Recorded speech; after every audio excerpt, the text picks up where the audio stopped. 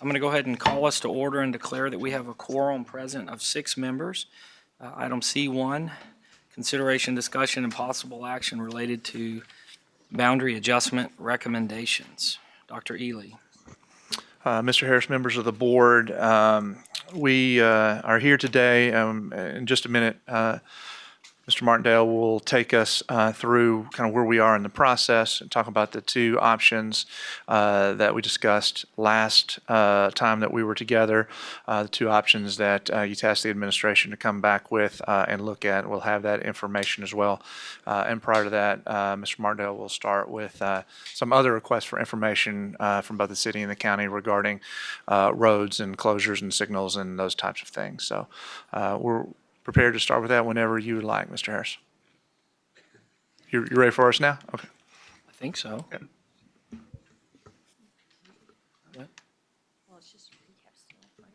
Yeah, this is just the recap and then some road information that I think he probably knows more than the rest of us about anyway, right? Perhaps, yeah. We're going to start with the request for information that you have from The roads. on the road. Okay. So that's how we'll be starting.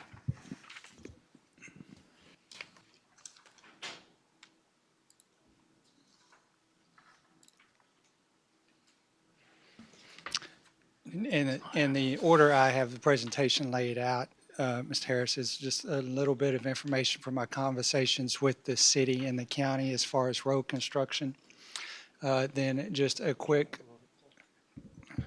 review of the two new options we presented to the board at the April 9th meeting. So we'll take a look at those briefly with the accompanying data from those two scenarios, and then to the latter part are some options that stem from the conversation from our April 9th meeting as well. So that's really where the heart of the new information is. So that should position us in a good time format as far as Mr. Shaver joining us.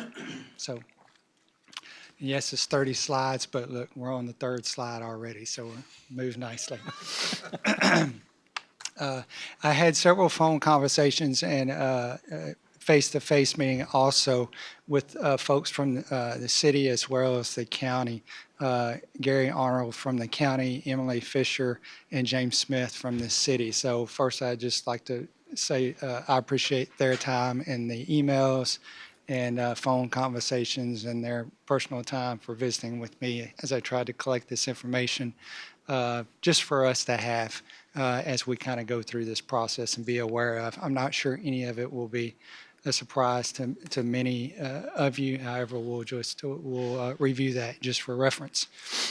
In my visits with the city of College Station, of course, the projects, and I asked them about the Wellborn corridor and along Arrington and those particular areas, because that's really where we're seeing our growth and our schools are starting collecting those types of things.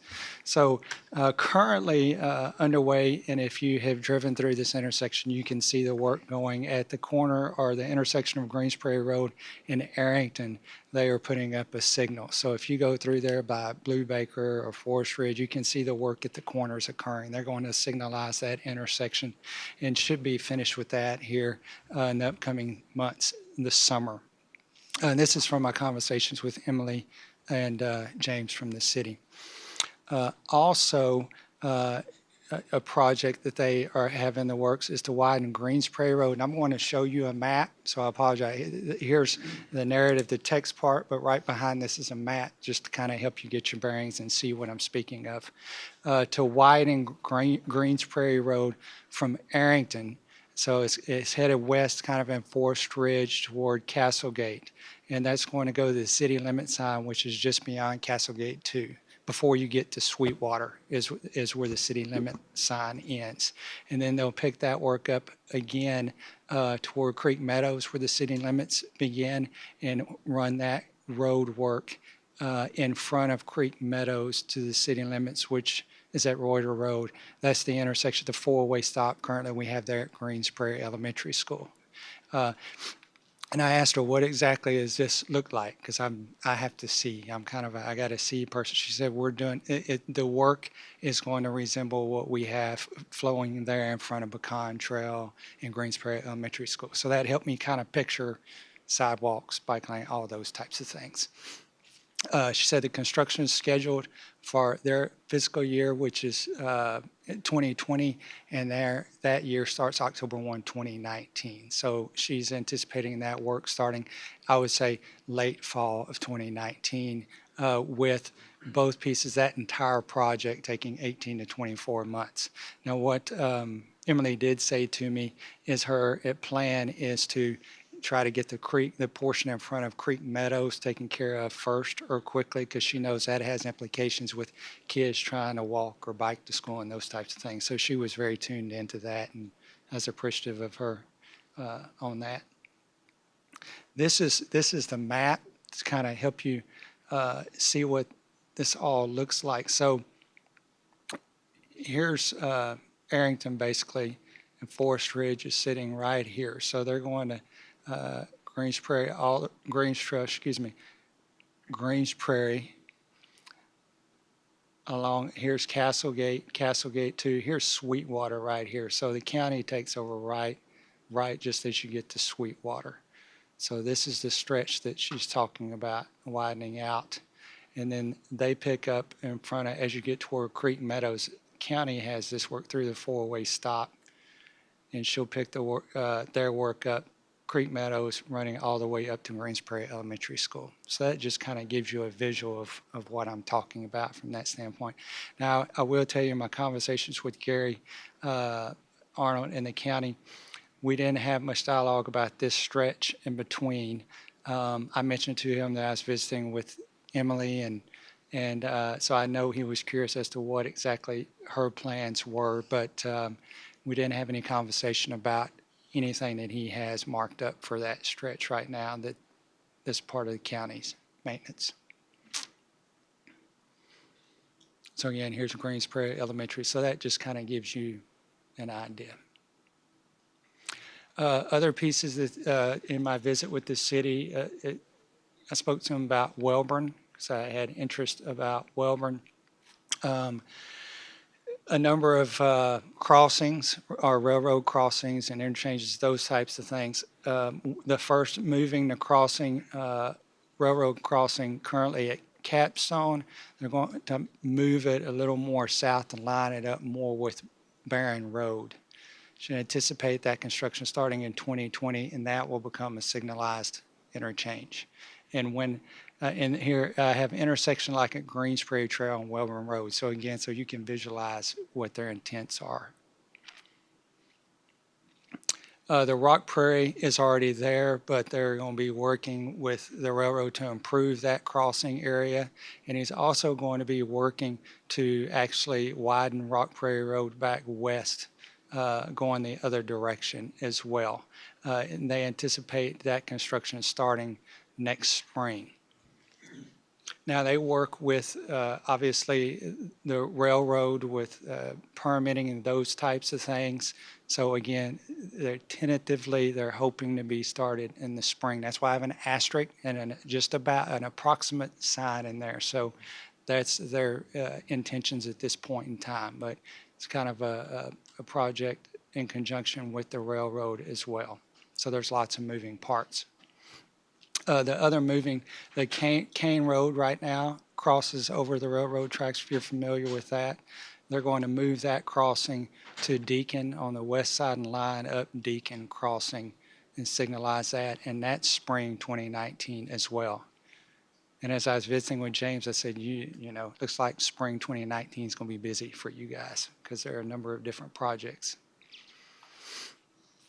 And the last one that mentioned to me is tying in Reuter into Welborn and placing a light there. And that'll run just north of Welborn Middle School. And again, that work is anticipated to occur spring also. And I'll show you kind of a picture of these types of things.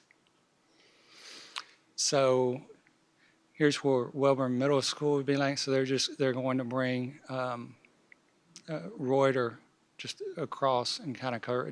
This is Mike Martindale's map, so it's not an official map. So it won't necessarily be straight. I think there's a little more bend to it. And they're going to signalize and drop that into Welborn Road, just north of Welborn Middle School.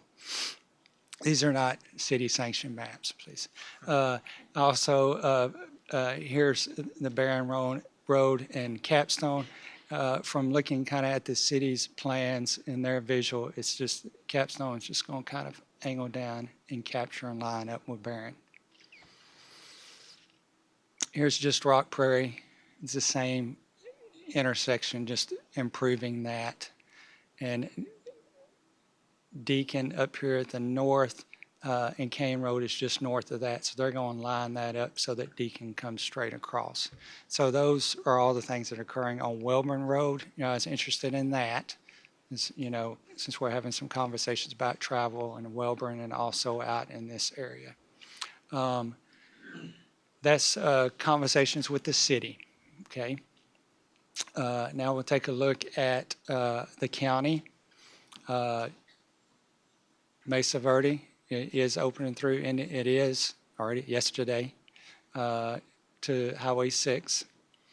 The next work that Gary and those folks at Brazos County have is Arrington Road from the city limits. Okay, so that's through beyond that intersection with Greens Prairie Road, just past Harper's Ferry. He says they hope to get started later this summer. And he anticipates that project taking 5 to 6 months. And I asked him this specifically. He said it would be closed to through traffic. So those folks would have to come in and out Mesa Verde during that time that it is closed. But it would obviously be reopening. Asking what that work or what improvement was going to be occurring. So they're working to improve the drainage, striping, and they're widening that stretch from 22 feet currently to 30 feet. So that's the work that he has planned from the county's perspective. He also spoke of Straub and Strausland IGN. That's from Saddle Creek to Greens Prairie Trail intersection. He's looking to start that spring of 2019. And again, 5 to 6 months. He's going to straighten that out a little bit. And again, similar work to what he's doing at Arrington. He said very similar work, drainage, striping, and widening that space. So our map looks like this. Here's your Arrington Road work. And here's Harper's Ferry. So it'd be widening, striping, drainage on these areas. Saddle Creek is here at the bottom of my map, the entrance to Saddle Creek. So they'll be straightening this bend out a little bit and linking up with Greens Prairie. And again, this is drainage, widening, and striping that Mr. Arnold mentioned to me.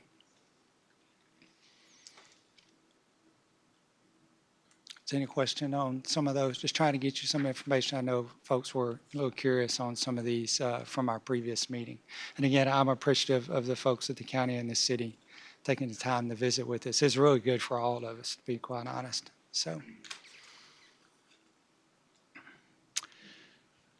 the next part, and I'll probably move a little bit quicker through these. This is a repeat for you. These, what I have in the presentation are the two options that were new options that were presented to you at the April 9th meeting. So you have seen this, you saw this information on the 9th, but these particular options led to a couple other requests that will be new ones at the end of the presentation that I'll share you that kind of morphed from these two that we shared on the 9th. On the 9th, we presented option 3B to the board. And if you recall, it was moving this western boundary down to Copy Bridge Road. Also had movement in Midtown. This is Victoria to Eagle over to Barron and captures Dove Crossing, Bridal Gate, Springbrook Estates, and also the movement of the line to include Indian Lakes and Margraves. Again, this was 3B from the 9th meeting. Excuse me. Just the data, again, that you saw with that, 3.3% as far as comparability would project a bond for expansion of classroom space at College Station High School fall of 2021, with that being accessible fall of 2024. We'd also be looking at Bond High School 3 2024. Again, information you're familiar with, so stop me if you have a question. Otherwise, I'm going to kind of move forward for you. It's the middle school overlay with the percentages of the splits for this particular high school zoning scenario. And also the transportation implications on this. When you look at 5 additional route adds at a cost of $20,000 each, or $100,000. So that's option 3B that we shared last time. You also saw option 2B, which included Creek Meadows and neighborhoods east of Welborn Road. So again, this picked up the southwestern part, Saddle Creek, Duck Haven, etc., but it also extended east of Welborn Road to pick up Tuscany Trace and Sindora, excuse me, and I'm going blank, Bentwood, excuse me, as well as Creek Meadows. You can see this is our cluster of schools right here. So you saw this one previously as well. Gave us a comparability of 5.1%. And again, you see the markers as far as where we'd anticipate expansion and requesting bond for classrooms at CSHS, when we would have access to those classrooms, as well as possible high school 3 bond. And your middle school overlay with this particular high school option, and transportation implications, again, a +5 for that particular scenario. Now, from these particular scenarios, there were questions and discussion at our last meeting. So some possible or options to review with the board for consideration just from those conversations or what coming up next. So I went through those two fairly quickly because you've seen those. And in conversation with option 3B, or the theme from the board, was that as far as walkability or bikers, folks that lived in the Midtown area, if there was a way to not impact that area. So this one is an option 3. It's, the title makes sense to me, but it's plus Castlegate 1 minus, Castlegate 1 minus Midtown. So I apologize for the language. It's how I keep them organized. Here is the map associated with this particular option.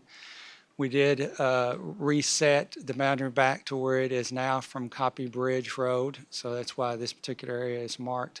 Remove the Midtown area that you saw on option 3B that I shared just a few minutes ago.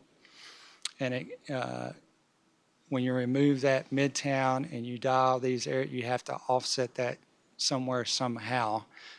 In this particular option, this is Castlegate 1 community. So Forest Ridge, here's Spring Creek. This is Castlegate 2 back behind the arrow. This is Castlegate 1.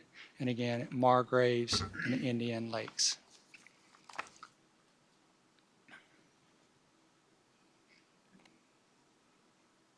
Here's the data associated with that particular option. It makes comparability within a half a percentage point. It tracks very similar to the other options as far as projected bond for classroom addition at College Station High School at fall of 21. Those would be ready fall of 24, and that's when we'd be needing to consider bond for high school 3 as well. So it did move that up. A lot of ours are tracking about fall of 25, so there's a little difference there. And the middle school overlay or splits, you can see 77% from AMCMS to CONSOL in this particular scenario, and 23% to CSHS. For CSMS, it's 41% to Consol, 59 to CSHS, and of course, you can see Welborn Middle School's split as well in this particular option. And the last slide will be the transportation. So looking at a +4 at 80,000. Anderson remained consistent. That's the move up north.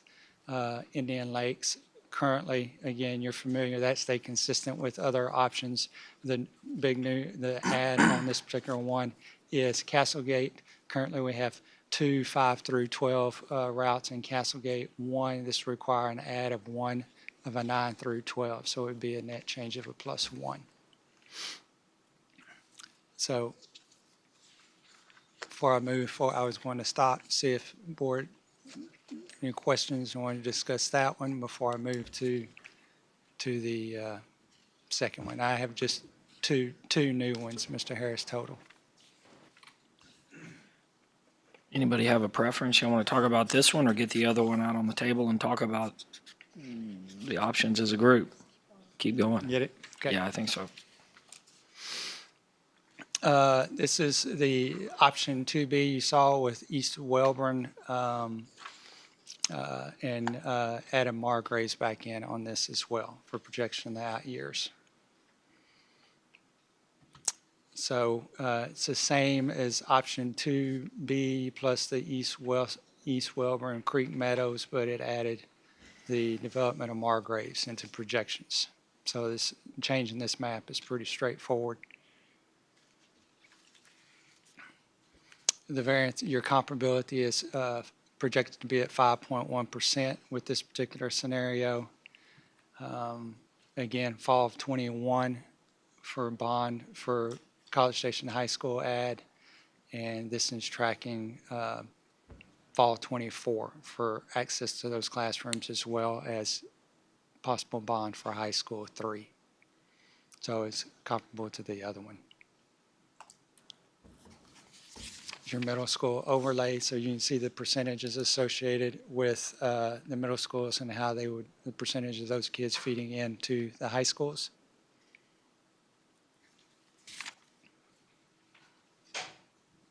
And transportation didn't really do anything to our transportation because we don't really anticipate a lot of growth in that area until a little bit farther out. So didn't really anticipate adding a route there.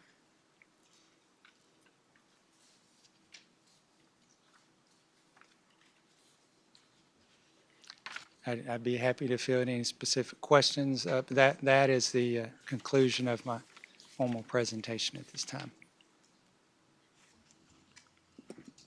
Okay. Thank you very much for that.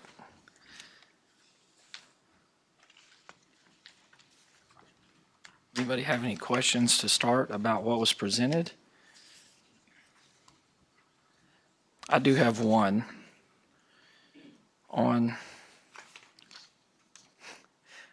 option 2B plus East Welborn plus Margraves.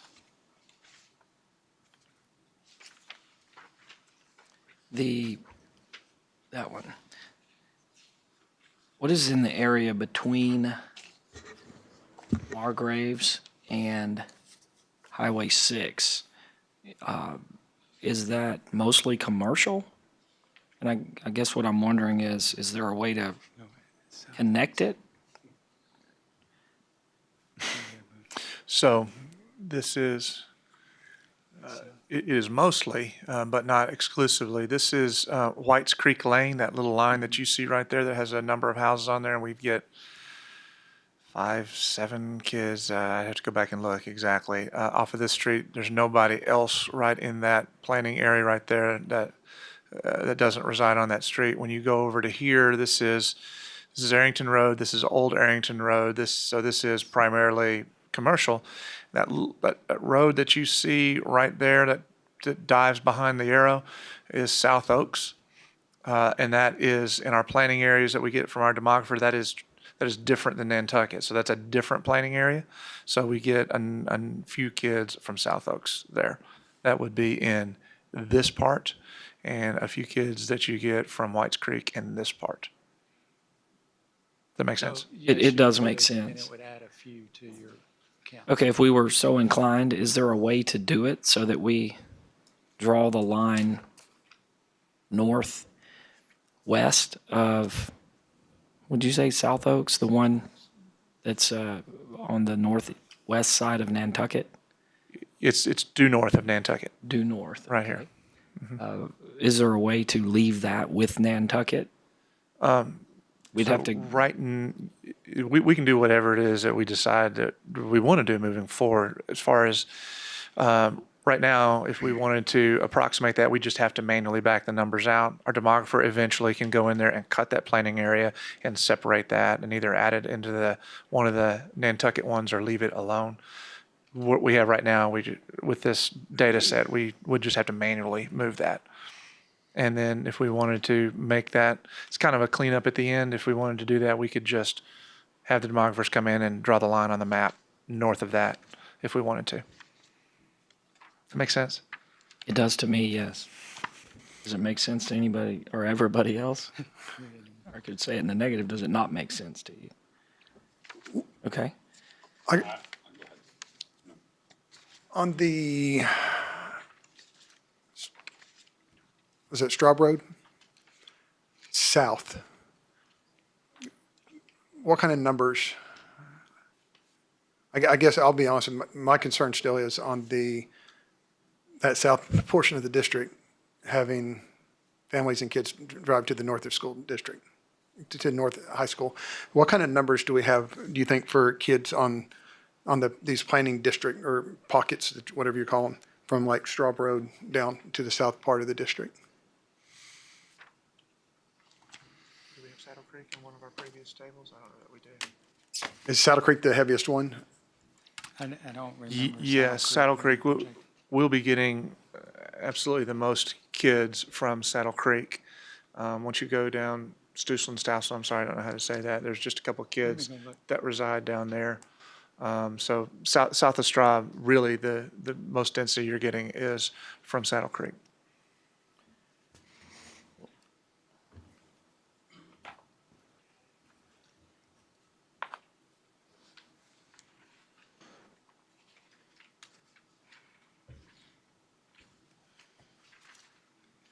It's probably your 4-4. So, Mr. Harris, what you were talking about over in that, over by Margraves, adding that in, I'm not comfortable even really looking at that, because then that would just be that one section, and you'd be separating them from, You're talking about the Margrave section? no, not Margraves. I'm talking about the established section that, just to like connect that you were asking about. Yeah, that's what, like the street that has 7 homes. Right. I wonder if there's a way to deal with that. Because Right. that to me, I agree with you, that creates an issue for me. I mean, I mean, 'cause- go ahead. I see that as being part of like the Nantucket area, right? I Or mean, Castlegate. I would just say, you know, if we were go, I feel no great need to draw a blue line just to connect it to Highway 6. I mean, Yeah, we don't up that there. doesn't make any sense to me at all. I mean, we're making it blue to capture future development. And we're doing that because College Station High School is full. I mean, that's it. We've talked, this is not the first time we've talked about that, right? So, I mean, if all we're gonna do is draw a thin blue line to connect it, to make it For look appearances. prettier, it's not gonna look any prettier. I mean, it's called College Station High School is full, and there's nobody that lives there now, and the people that move in there will know where they're going when they move in there. And we've heard that nonstop from people in the district, is capture future growth, capture future growth. So, I mean, if it makes everybody else comfortable, I guess we could draw a thin blue line, but I don't. I mean, it looks awkward, but at some point, you've got to say, if you move into town, Yeah, they all I look mean- awkward. Yeah. yeah. There's no way to make any of these maps look not at least partially awkward.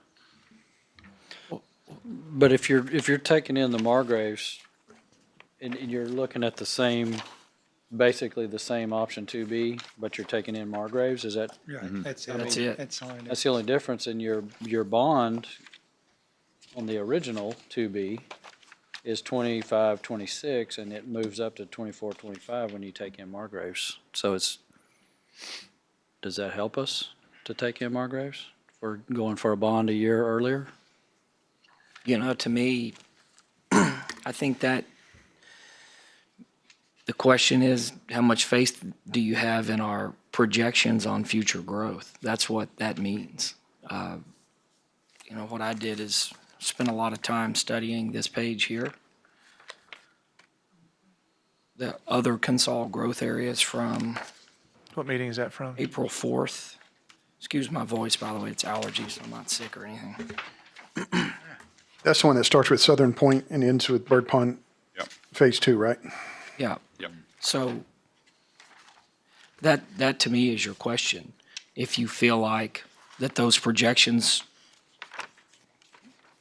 Right. are going to be low, well, then you might look at that, moving that growth area. I would say, to me, at this point, from what we've seen with our projections, that's a reasonable position. I definitely see that. And to me, it's that decision that I'm struggling with. It's the 2B plus or the 2B plus with Margraves that we're talking about now. As an aside, I mean, we do have that other one that he presented we can talk about too. Because some of those numbers are really good, but I see some things about that are not as good. Mr. Harris, for the members of the audience, we put those up there so they can see now. I was flipping through trying to figure out what table you were talking about. Is there specific numbers on there that you're referencing? Well, the growth and the pace of growth and the things that come in at the break points for the bond, and do you think those are reasonable estimates? I mean, I'll give you an example. 33 high school kids at Mission Ranch in 2019. I don't know how reasonable that estimate's going to be. I tend to think that They don't even have sewers out there yet, do they? Working on In point of clarification, now Some Mission of those Ranch kids might already be out. also includes Great Oaks. So currently, I did look that up. Currently, there are 10 high school kids as of this data set, which is September 2017. So that's a net of 23 ads in 2 years.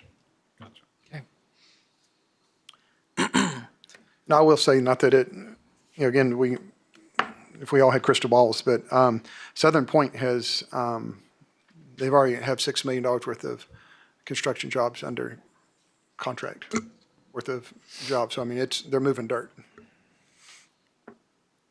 Who knows what that's going to do, but just so the fact that, Was it 150 plots or? I think I had heard 140, say 140, 150, 160. Now, when those get on and people, living under the rooftop, that's a different story. But it's under contract and they're moving dirt. So it's not. I think I guess the reason I'm pointing that out, that's a lot different than Margraves Ranch.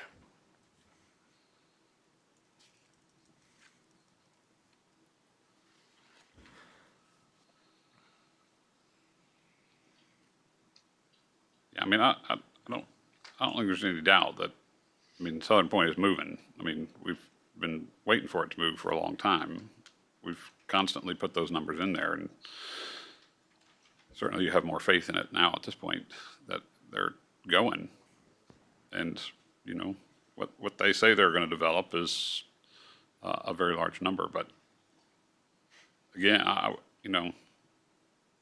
just go back to a point that I made really early on is I'm just not sure I'm willing to do something again on the basis of hope. And not that adding Margraves,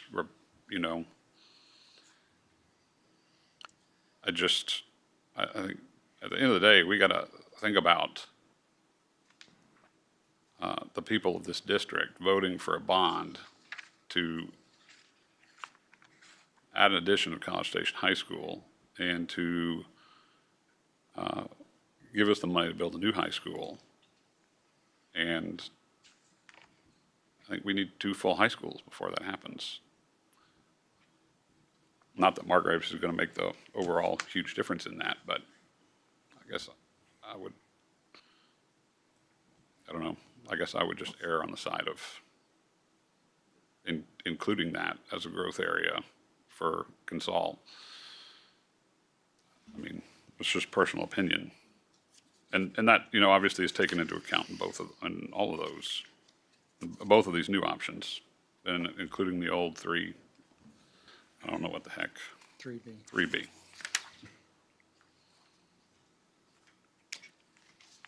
Well, including 3B and including the 2B plus.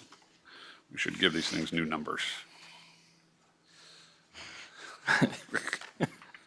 Or call them just west side and east side. I don't know. I mean, that makes more sense to me then. Well, let me ask a question. Let's talk about 3B plus Castlegate minus Midtown, the first new one he presented.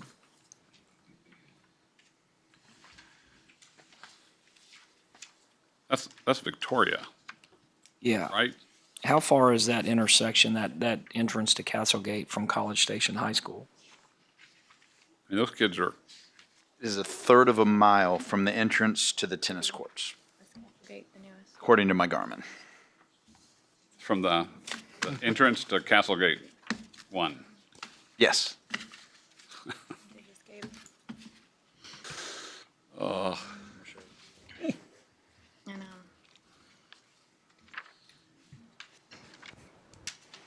I think I'd have a hard time with that one, Okay, for the record. I mean, where that arrow is pointing, did I miss this? I'm sorry, that's Victoria.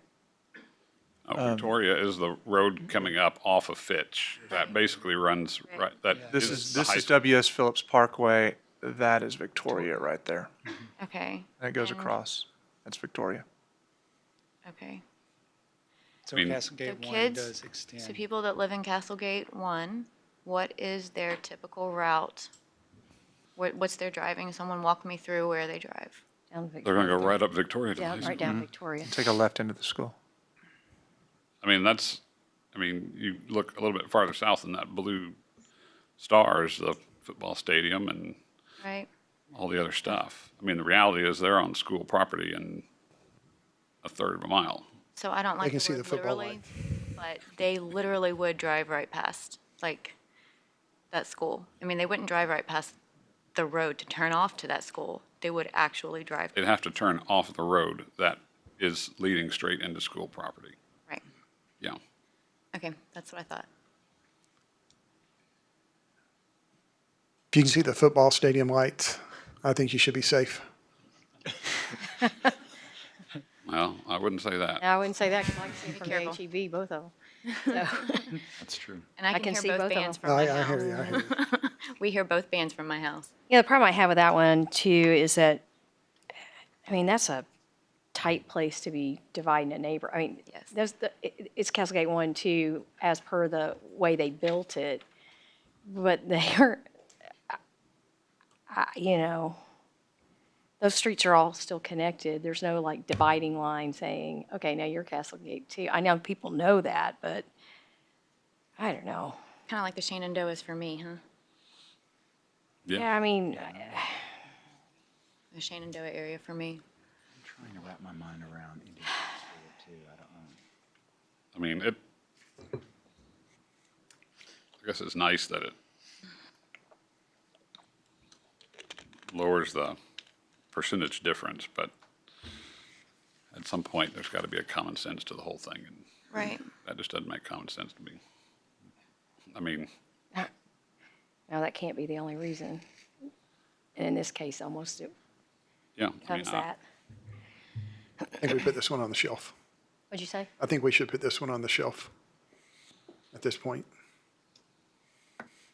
I mean, you could easily make the argument, the same argument that we've been making, which is you don't want to move Midtown because all those kids could walk. Right.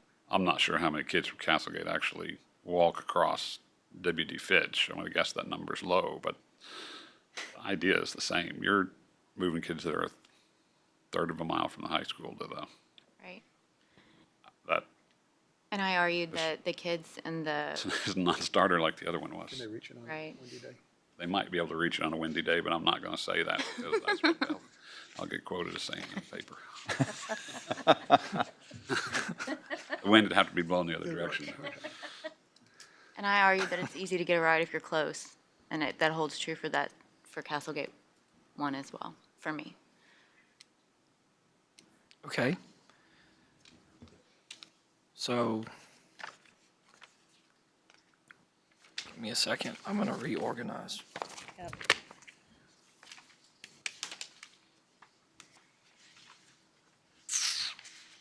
We get a stapler.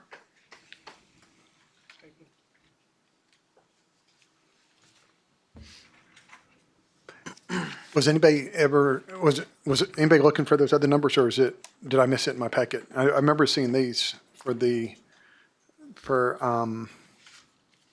Saddle Creek. No, I don't think we produced those. Okay. The only one I've got is a west side number, And I did look and at that's going to those. include, That will include, I would sorry, think. that includes Brookhaven. everybody from that blue line all the way down through Saddle Creek and down. I saw an email. Thank you. Did y'all do any looking at that? Can you flop that one up there? You know what I'm talking about?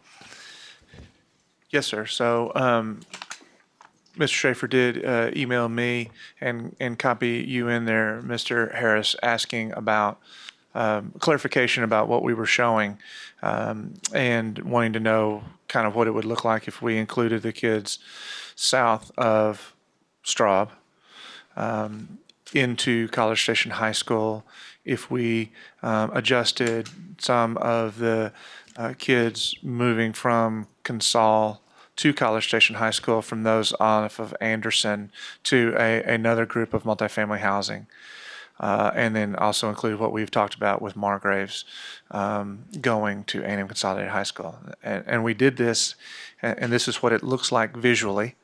So you want to walk them through it? You don't have a copy of this one, Mr. Yeah. Nugent. Well, I was trying to compare what is south of, well, I'm sure you'll get to it, never mind. I'm laughing at the name. I appreciate the name. Plus Margraves minus Straub. Yes, I got you. Squared, Straw. or pied. Did make adjustments up north. If you remember, the movement up north was along Anderson. So exchange that for the north end on the district. And here's moving south of Straub back into College Station High School, Margraves into Consol. It's an overlay, your middle school overlay, your percentages, your comparability percentages, 23.3%, College Station High School at 33.8, so you're at 10.5. So that was the biggest non-starter. It was a 10.5 percentage point difference. So, and then those are the forecast report numbers there.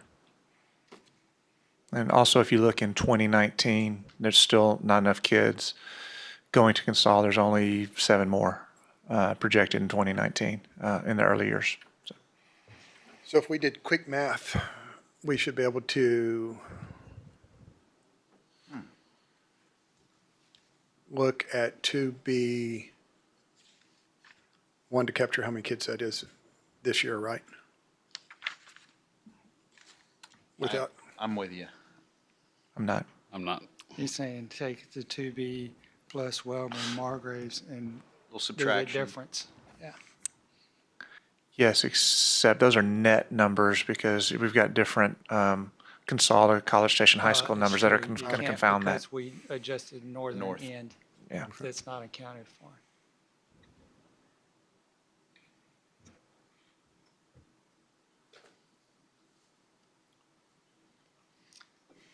So didn't do much more with this because of where we started on the comparability number.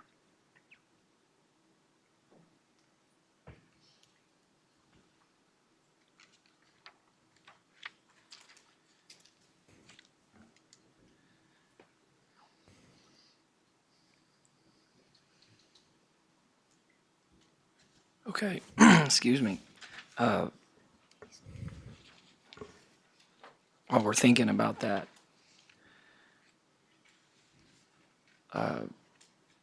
I have questions about, or would like to hear the group's thoughts on the 2B plus East Welborn with or without Margraves added to it.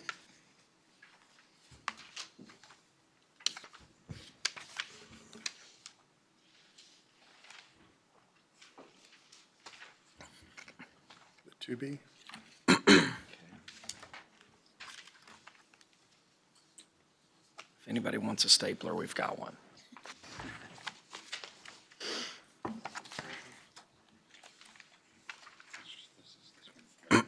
So it was 2B plus Okay, where was and this? 2B plus Plus Margaret. Margaret, plus Margaret, plus plus. Was that in the April 9th workshop? They're both in tonight's, or this High afternoon's. school option 2B plus East Wilburn. It's this one.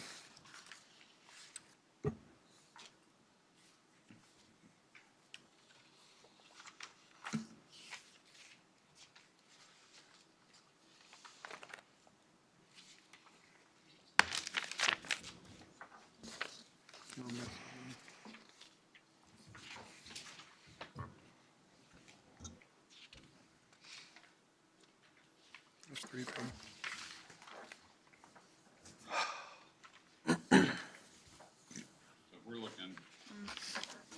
If we're looking at these reports,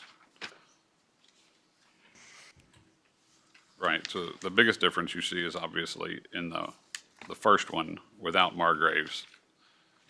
It says we're going for a high school in 25, 26.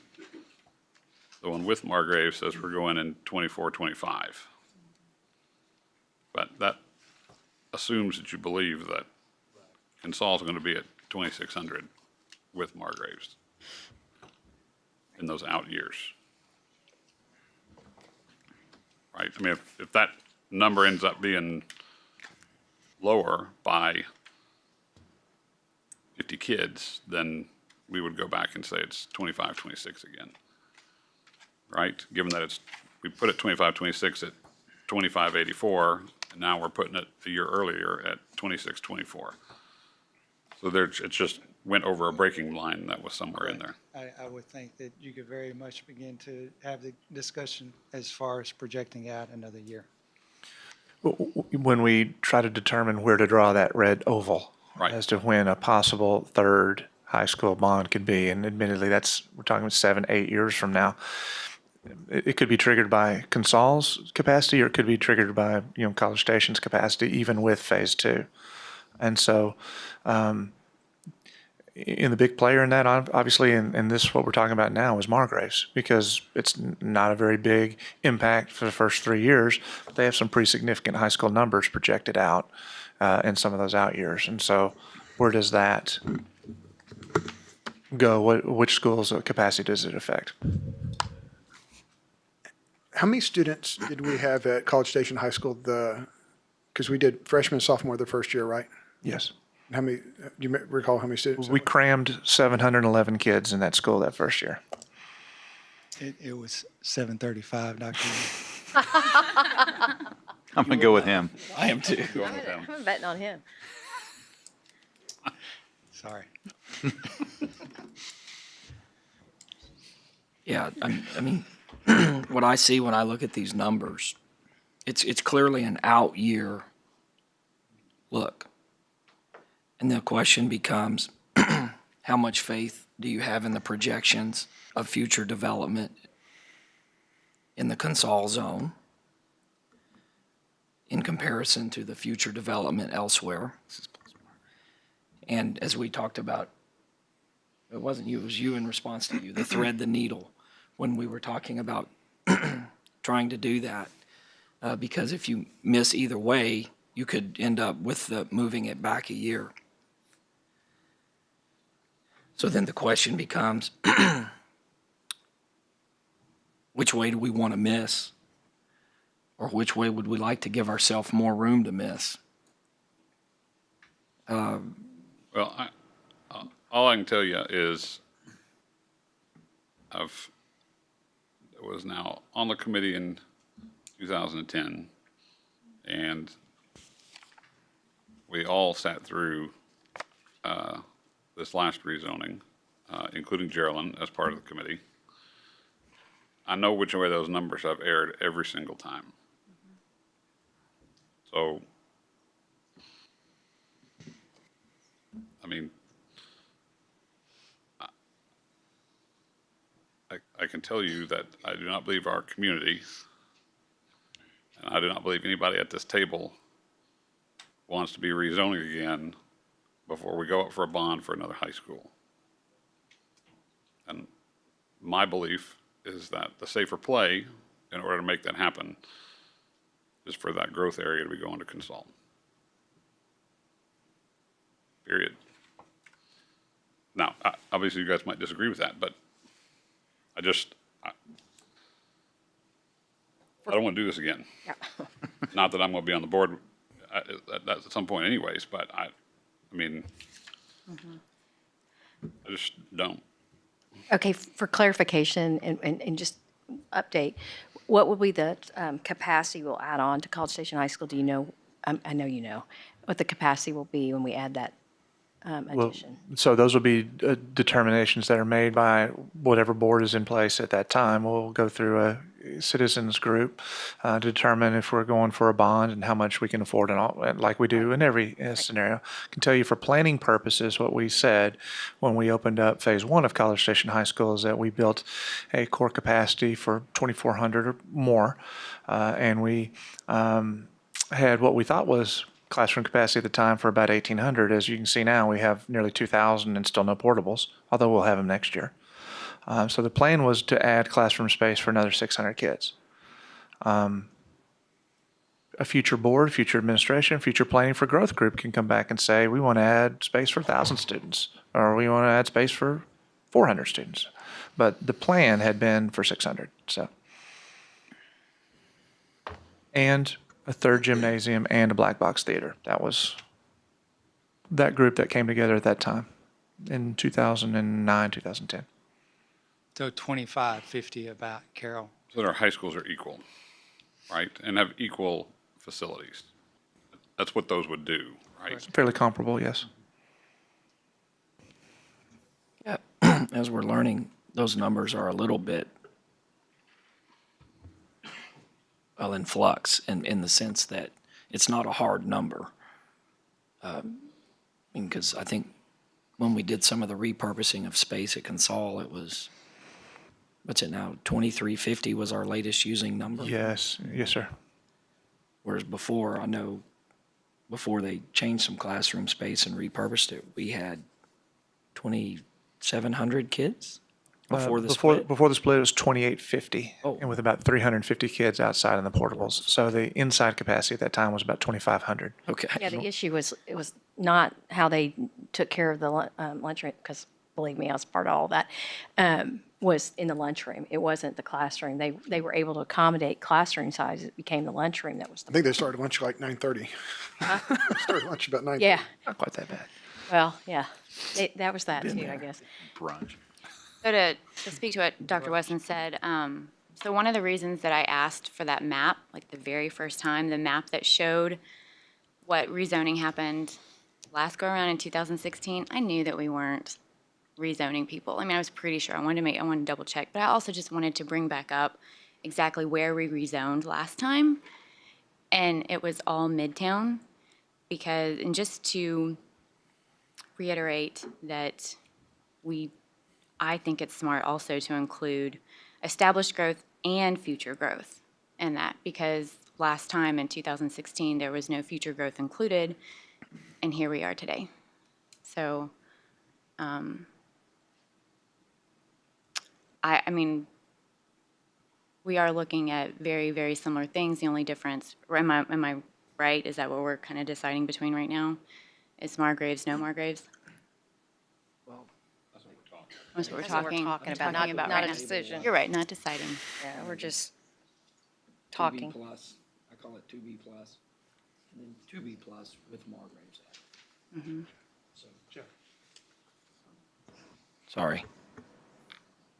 What about our traffic stuff? How do we feel that our traffic stuff impacts these plans? And first, I want to thank the city and the county for addressing traffic needs, because I know those areas, because I drive through them quite a bit, definitely have needs. My personal feeling is a short-term project doesn't drive the decision. I think more long-term infrastructure and what's there has more of an impact on me. But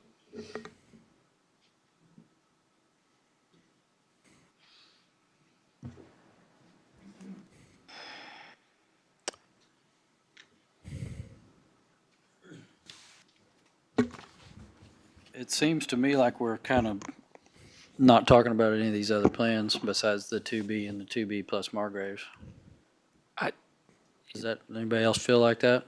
it does me, but I'm happy to talk about anything anybody wants to talk about. Mr. Schaefer, I know you're concerned about the southern folks, but I don't know how we can address that any better than than the options we've looked at. Not to mention that we already have southern folks. I mean, you're talking Peach Creek out there. I mean, we already have that, and I appreciate your concern for that, but, I don't know how. And I agree with that, but I mean, Peach Creek, once they get, they do have Highway 6 for some of that way too. But I don't know, just the southern point going to the northern point. And I don't know if I don't know if there's other ways that we can, I think it's important to, I mean, we're not talking about,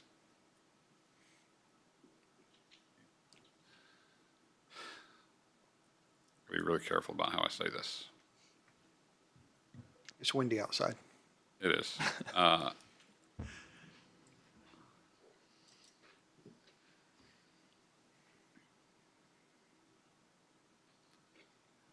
don't think, however we say it, I'm going to piss people off.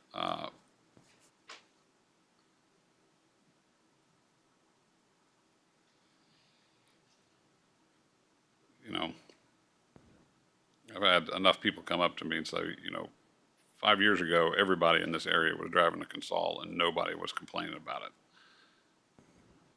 And so I understand it makes it harder, the notion that there is feasibly 3 miles less up major roadway,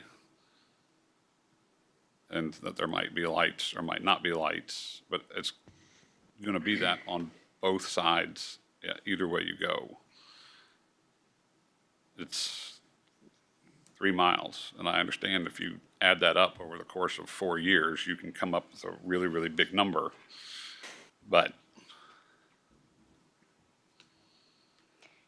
I mean, I look at I guess I was very enlightened when we did that transportation oversight, and we talked about our single longest bus ride in the district is shorter than the average bus ride is in Bryan.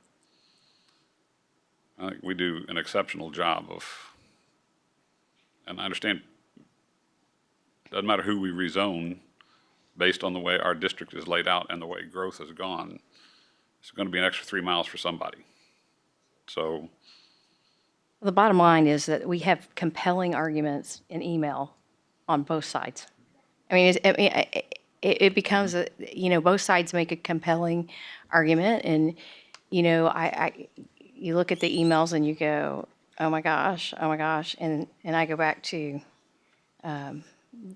we all drove to Consol and no one complained, and people moved based on the fact that they were coming to College Station School District, not one high school or the other. And again, I think we need to remind everyone, I'm not asking anybody to go to a bad high school. I mean, Our job is to educate children and to educate them equally and to give everybody the same comparable avenues of getting a great education and moving on into the future of their future. You know what's interesting, and I thought about this in the middle of the night because that's stimulating most of my thinking. It's really good at that time. Is that you know what? No one's written us and told us that a school's really bad. I mean, I haven't received an email that said, "Hey, this school is really bad." It hasn't been that kind of argument. We're arguing over which way we're driving, who has to drive further, who's going to be able to participate more based on the 3 miles. I would argue that most of the southern community probably works in the north side of town. Maybe I'm making an assumption I shouldn't make, but I think, whoever. I mean, the fact of the matter is we have to move kids, and that's what I've come down is we have to move kids. We don't have a choice, and there is a majority, a silent majority in my mind. I keep hearing people. We get a lot of conversation. There are people in the district who make phone calls and don't sit down and write emails, but that say, they're not going to vote for a bond, and I hear that constantly in my ear too. So I have to consider that as well. Obviously, the ones that it's affecting personally have come to the meetings, but there are those out there that are very vocal quietly about the fact that they're not going to vote for a bond if the other school's not full. And we have to consider that because we owe it to our taxpayers. That's our job. Our job is to the taxpayers as a whole too, and most importantly, these children, but we have to consider the taxpayer as a whole, the taxpayer base, and the fact that we're ultimately considering the children because we want them to have a space big enough to educate them and not to be overcrowded at one place or, so.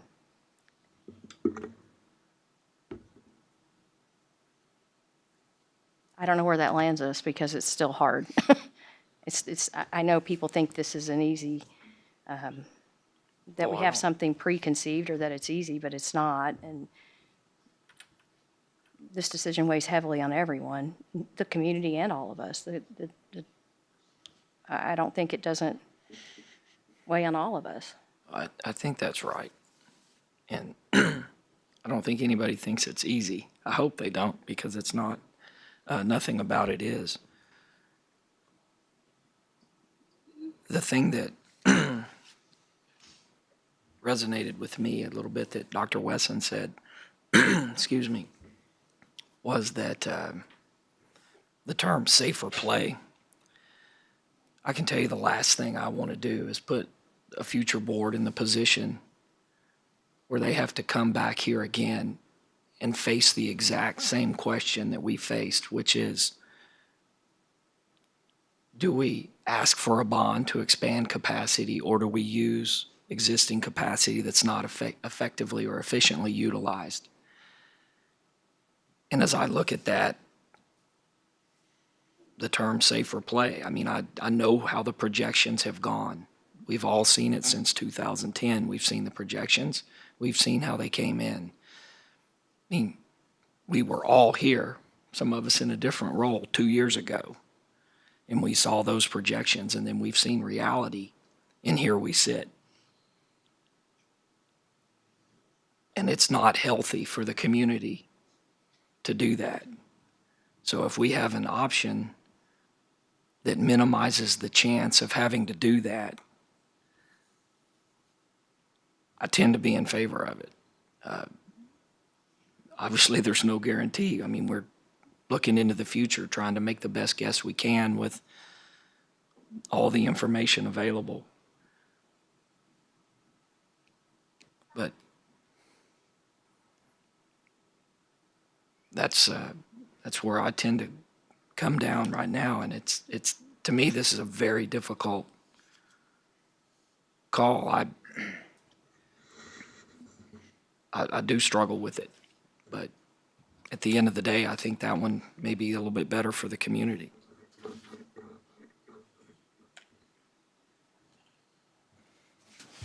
I think we're all struggling with it. I don't think there's any question about that, and hopefully the community does realize that. But I think that the community is also wanting to know what's going to happen pretty quick, and I think that it's my opinion that we've kind of narrowed it down to Margraves or not Margraves with 2B. And unless somebody thinks they've got another idea, I'm in a position to make a motion on that.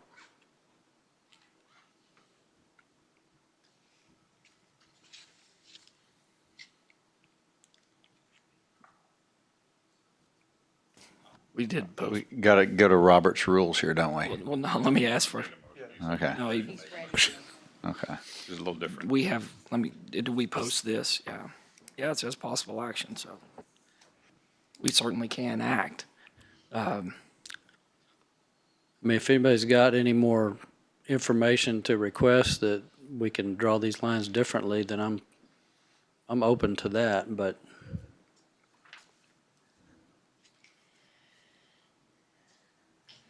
And Dr. Ely, for clarification, so do you mind getting the red pointer and kind of show me on this map where, We lost the red pointer since last meeting. I'll have to use this. They're so, What? To their credit, they looked Apologize really for that, hard. Mr. Schaefer.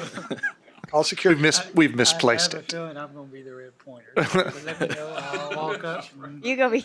I'll keep the hand moving. You're gonna around. go back What's to your the old question, days. so sir? the numbers that you showed that you said was a non-starter because of the SES numbers, would you mind showing me kind of roughly where you drew those numbers, or you drew those lines? It was Straub going where? Sure, it was Bats Ferry Road up to Straub, down to Wellburn, right there. So it encompassed Saddle Creek. Sorry, Mr. Nugent, I'm not able to see around your head. Thank you. So it basically went from here to there and right there down to the end of the district, and everybody down here, which is not a lot of folks down here. We had, yeah, I'm sorry, there's River Place, so they would not be included in that.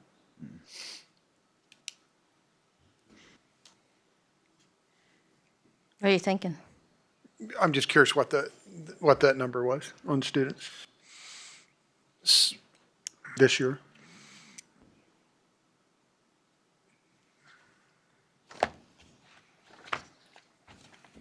So the west side number, I put this somewhere else.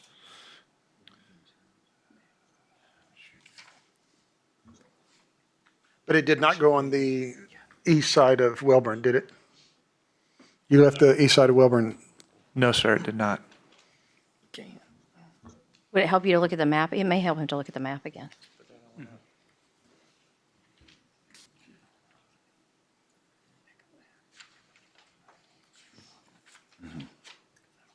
So we do not have that map, right? This is the only one.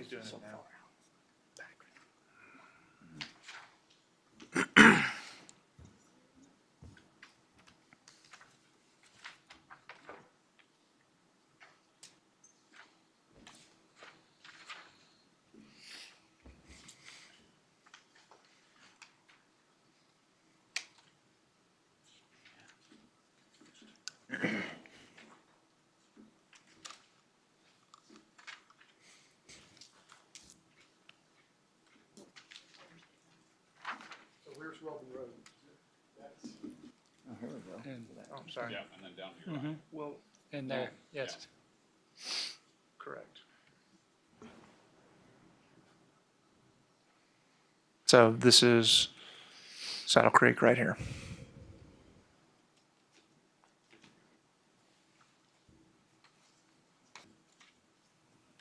and east of that, is that like Tuscany and Milliken Reserve? Correct.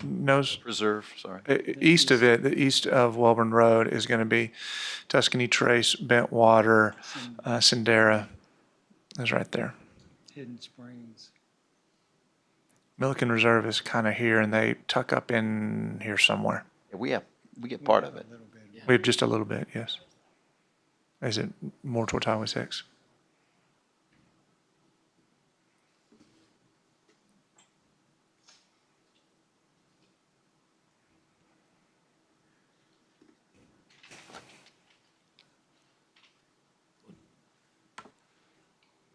I'm still looking for the West Side numbers. I don't know when we presented those at which meeting, so That's okay.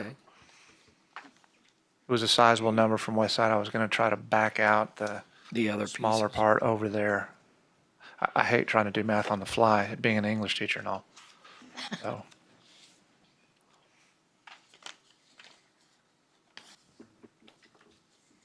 Okay, and you're looking for specific numbers, is that what you're, I'm trying to understand what you're looking for.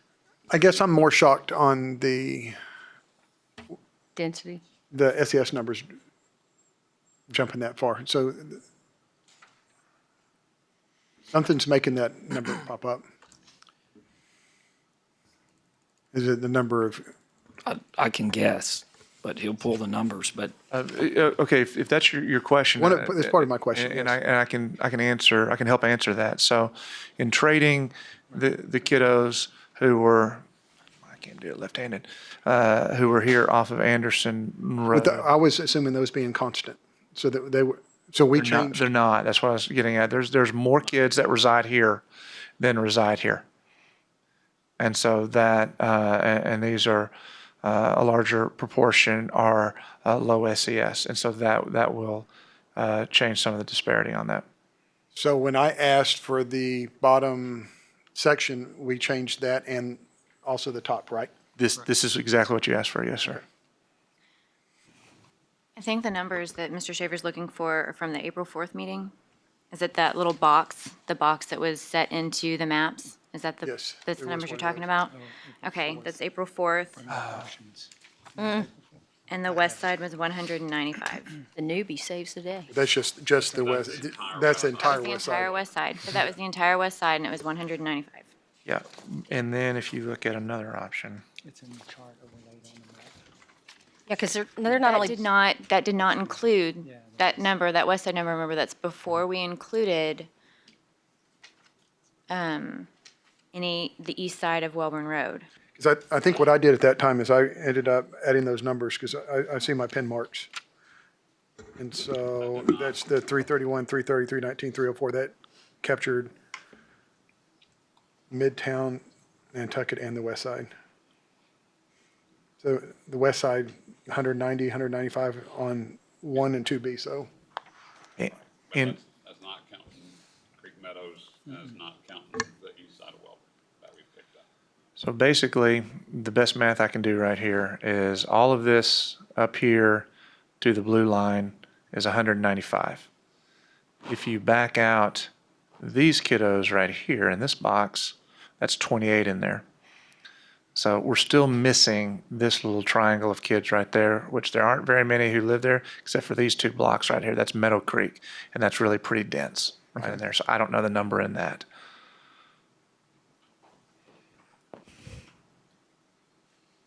And we can get that, but we just don't have it right now. That gives you an order of magnitude. So probably around 100.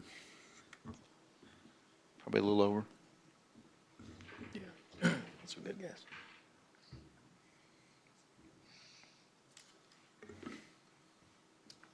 You know, I think one of the appealing things that, as I try to like find anything to hang my hat on a little bit, is I think something that Ms. Nolan brought up, which was, you know, this group of, and I may be wrong because I keep trying to figure out the middle school boundary overlay exactly, but some of these people that, some of these neighborhoods that we're asking to travel will be K through 8, fairly close.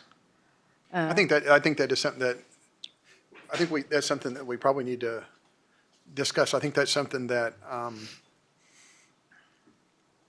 that we heard a lot, that I don't think the community does, that for 8 years, there's a lot of kids that are going to be walking to school. Well, they're right there, and then basically, you've got 2 years of a parent or a bus taking them, and then 2 years and they have their keys. And I'm going to argue a little bit, and I'll catch it for this, but your kids aren't going to stop at the high school. They're going to go to university or go to the movies, and it's not going to stop at these high schools, maybe at first, but eventually they will be driving all over this town, including going to the movie, and maybe even in Bryan. So, depending on a schedule and having curfew. So I'm tempted to lean this way only because I think the convenience of K through 8, and you're asking them to drive 2 years, basically, and then 2 years, these kids will have their keys. And most of them, not all of them, I admit that not everybody will have a car, but for a lot of them, they'll have their car. And as much as you would, unless you put a governor on their car, that they probably will go outside of just going to the high school. So I'm leaning that way because of that. The Margraves, adding the Margraves to it, I have to say it is a safer play, and especially since there's not really any. I know it'll go, but it's not yet, and so that's interesting too. So that's where I am, Mr. Harris, today. Mr. Schaefer, do you want to ask more of administration to bring us some different numbers? Do you not feel comfortable with this plan? I'd say this is probably, I think that's my favorite plan, but it's the one that, my favorite plan is, we're not here, but, That's my favorite plan. I hear you, Ms. Barrett, what you said. I probably think that what makes me feel the best about this plan is that kids from kindergarten to 8th grade, for the most part, can be within their school they can walk and get to their school fast. In a, like the Walgreens commercial, in a perfect world, there'd be a high school right next to it. But it's not.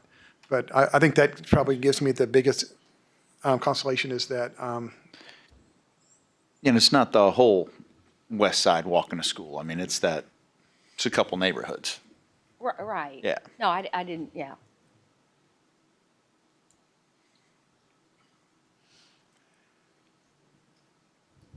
unless Dr. Eagley has some kind of more magical one that you can look at and just think, hey, guys, if we do this little section here or do this little section here, it might make the numbers, but So as the administration worked through this and we developed the initial 4 options that we brought for the first meeting, I guess that was back on the 28th, I can't remember now.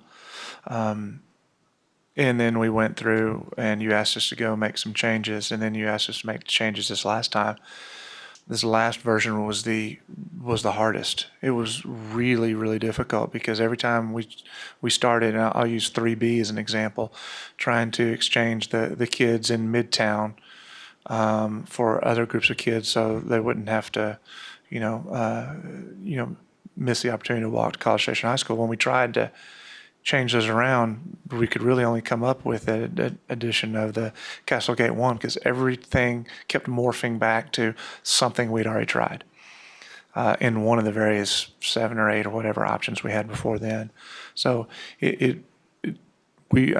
feel pretty confident that among the 8 of us, 7 that are here, we've exhausted about everything I think we can think of. And it seems like it's getting down to a couple of different versions.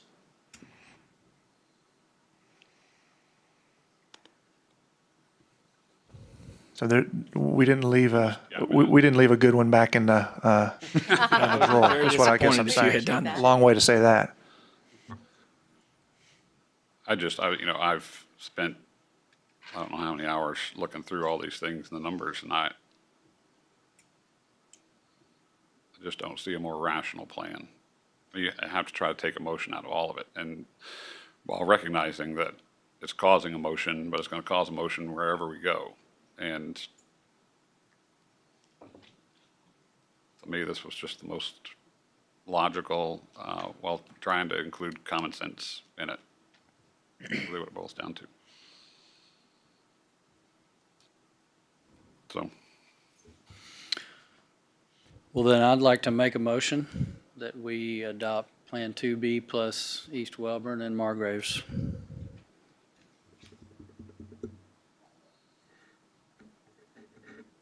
I'll second it. Okay, we have a motion and a second. Any further discussion? I think a little bit. Let's have it. I mean, I don't have anything earth-shattering here, but I'm not super comfortable going to a vote at this moment. Maybe I could get there. When we did this 2 years ago, it kind of came out of nowhere. And I was not expecting a vote. And I guess just as I haven't saved my best plan either. It's not in the truck right now. What I keep asking myself is, you know, are we missing something? And I don't know if we are. But I just want to be as sure as I can before we do vote. Projections have been wrong. We know that. You know,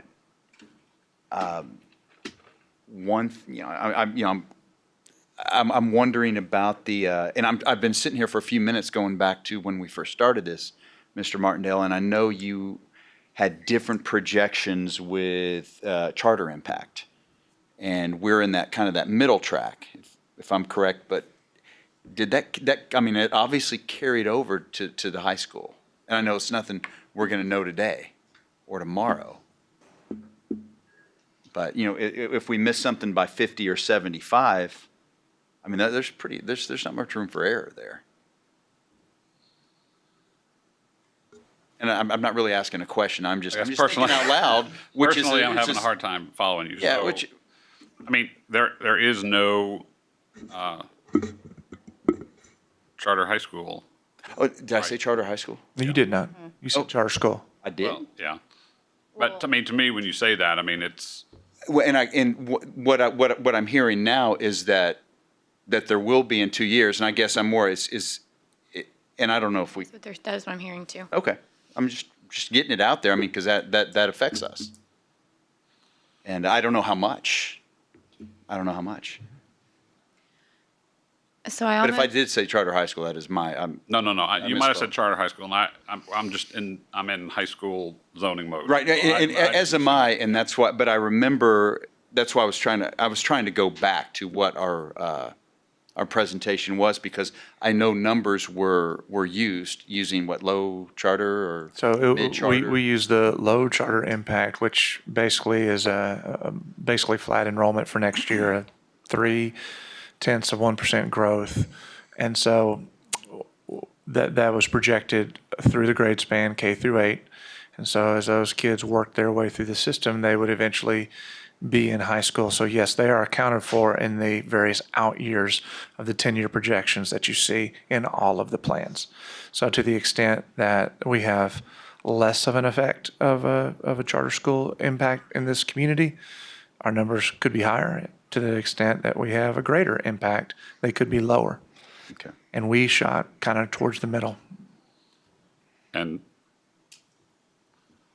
I mean, I want to say I had this thinking that, okay, well, if we have a charter school in 4 or 5 years, not necessarily 2 years, Right.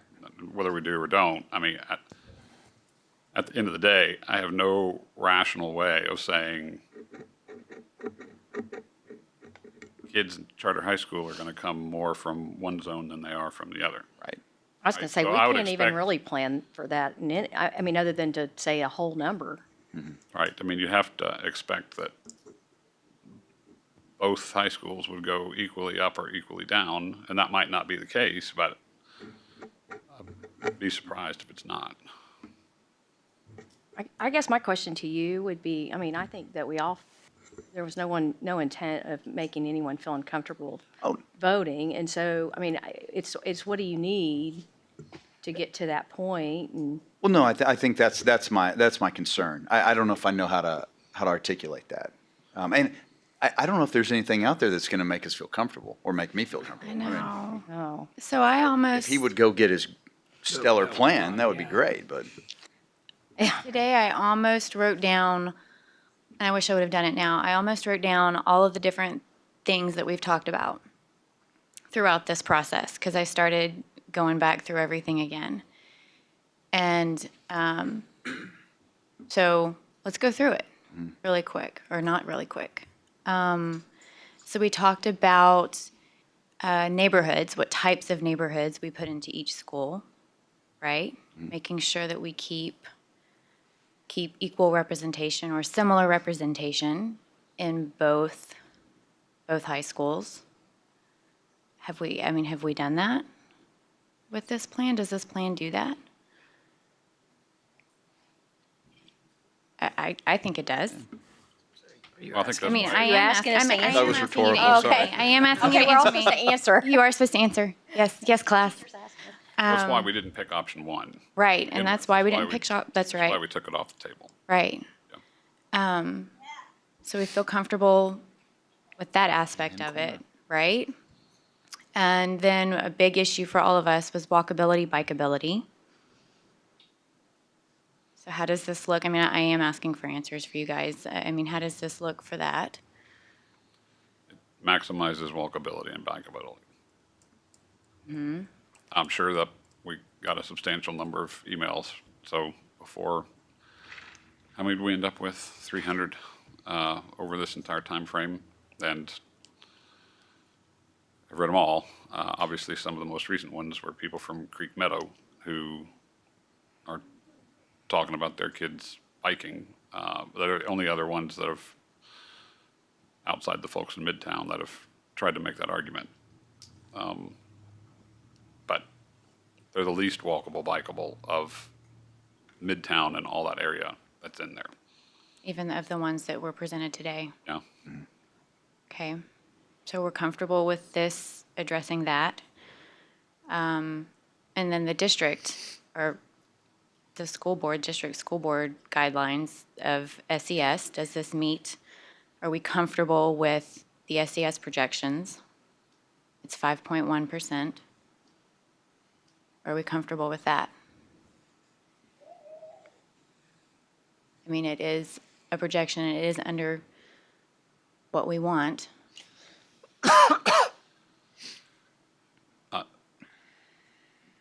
Only way to make it better is to sacrifice some of those other things. Right?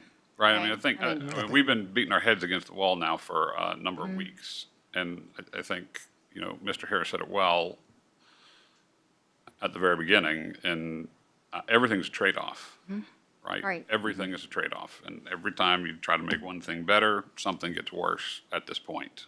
And you just got to find the one thing that is best meets. And, Right. would you love that to be zero? I guess sure, but But then it mean, was at 0.5 I don't want to be with stupid to Castlegate. get there. And, Right, yeah. right. So if we're okay with that, and then the capacity numbers we're comfortable with. We feel like it moves enough kids to Consol, that we're not going to be here again, or future board is not going to be here again in 2 years. I will still be here in 2 years. Please. Not within 2 years. That's the goal. Mr. Schaefer and I. And then, Before you move off of that, one thing we haven't talked about is grandfathering. Bingo, that was, I Right. turned my microphone on for that. do we need to talk about that before we Vote on this. vote on this? I think it's a big part as far as I'm concerned. Or is that a separate vote? In my mind, that's a separate vote, but whether or not we talk about it before, it may be germane to this discussion, to see an analysis of that. I'd like that. To talk. I mean, I understand that it's a separate vote, but Well, so let me just say this, and I'm not trying to argue that we don't talk about this before we vote. I don't think, no matter what option we choose, we're talking about a substantially similar number of kids.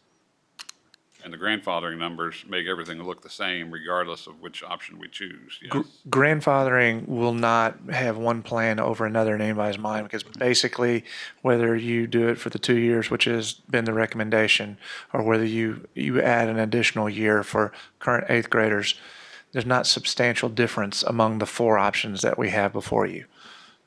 I mean, the numbers are gonna look the same either way. So, again, I'm not arguing for one. If it makes you guys more comfortable to talk about grandfathering and make a decision on that before we pick this option, then that's fine. I just don't, I mean, at least in my mind, these were two very separate things. But if you think it's going to change the numbers in a way that might make you change options, then by all means, let's discuss it. And I think that then raises the question of what should we go, or what should drive that decision? Should you have the Yeah. long-term plan for the district or the relatively short impact of grandfathering determinative of what our decision is? I mean, to me, you pick the long-term plan and then look at, in the short term, what do you do for grandfathering? Thoughts? That's probably where I was leaning. I thought we would make a long-term decision, the bigger picture, and then try to figure out the details of what, because to me, we take care of the challenge that we had in front of us to begin with, which was to have enough numbers in a school. Will we be discussing now. that, like, after the vote? Yeah. Well, yeah, I mean, let's not move it to Monday, that's for sure. I think we need to do it. I'd like to see us do it just because I think of what you said. Oh, that wasn't very nice. No, I'm kidding.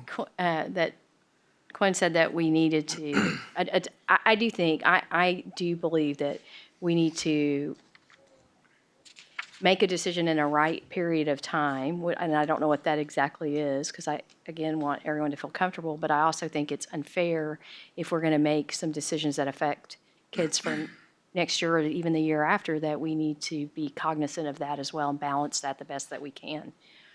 And, but having said that, you know, I do want everyone at the table to feel good about their vote and don't want to do that prematurely if not everyone's in a position to.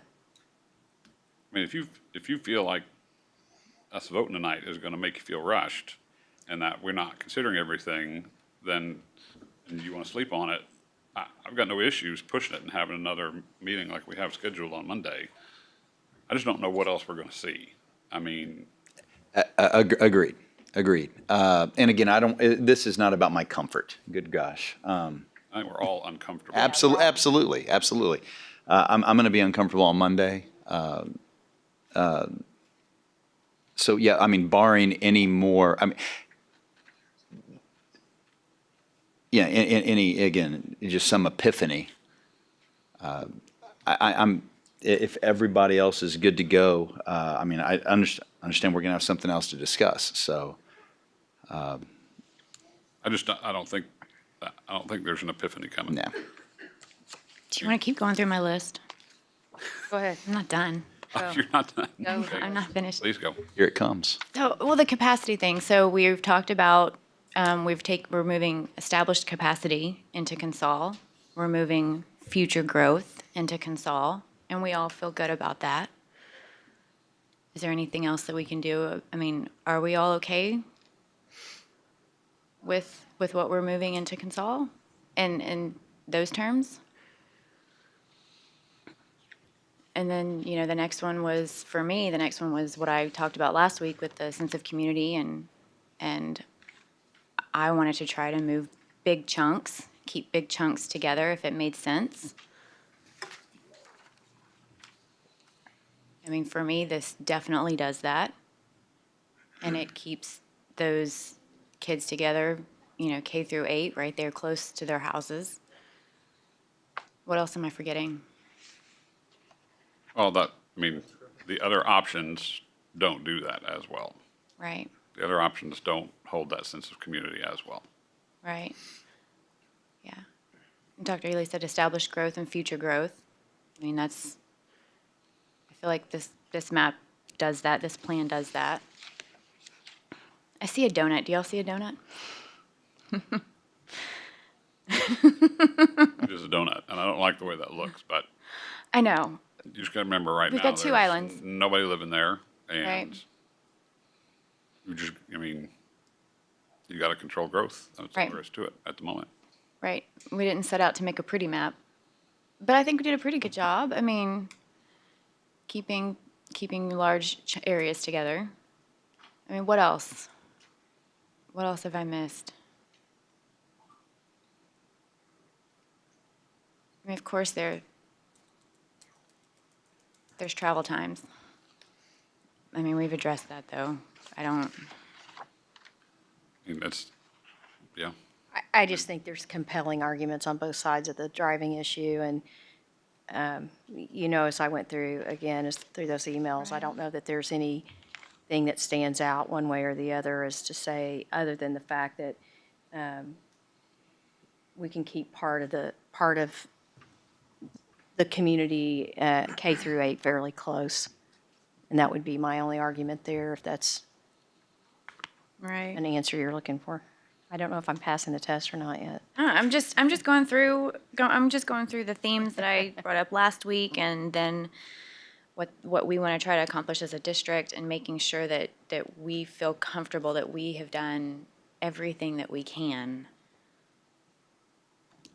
to try to make it all come together and work as best as possible, given the situation. That's what I'm trying to do. Yep. No, I think. I think that's right, and I think that one of the things that people maybe miss sometimes is that the ultimate goal with is for we've been successful in CSISD doing business with trying to keep things comparable between all of our schools, not only the high schools, but the elementary schools and the middle schools along the way. And we've done things right. We're nationally ranked. And so it's hard to argue, for me anyway, about how we've accomplished philosophically what we've done in this district. And I think that that's something that we have to remember too, is that I think there's been a question of why do we consider comparability, and it's because it's proven to be successful in this district in a variety of ways. We have a lot of successful adults that have come from this district. I'm always amazed at some of the stories that I hear and of what kids have accomplished, and that they go back and really do believe that their foundation here in CSISD has helped them to become successful in other places. I've heard my own children, and particularly one now, who says, "Oh my gosh, we're ahead of the game going to A&M," and I don't take that lightly. I mean, there's a reason for that, and that how we're doing things is right in my mind, and so it's just hard to argue comparability and making sure that we are following that line of thinking, because we've produced 2 nationally ranked high schools out of that. Mr. Nugent, you good? Am I good? No, yeah, no, she said, "Do you feel good?" How to Are you answer? going to feel any better later? No, I'm not going to feel better later.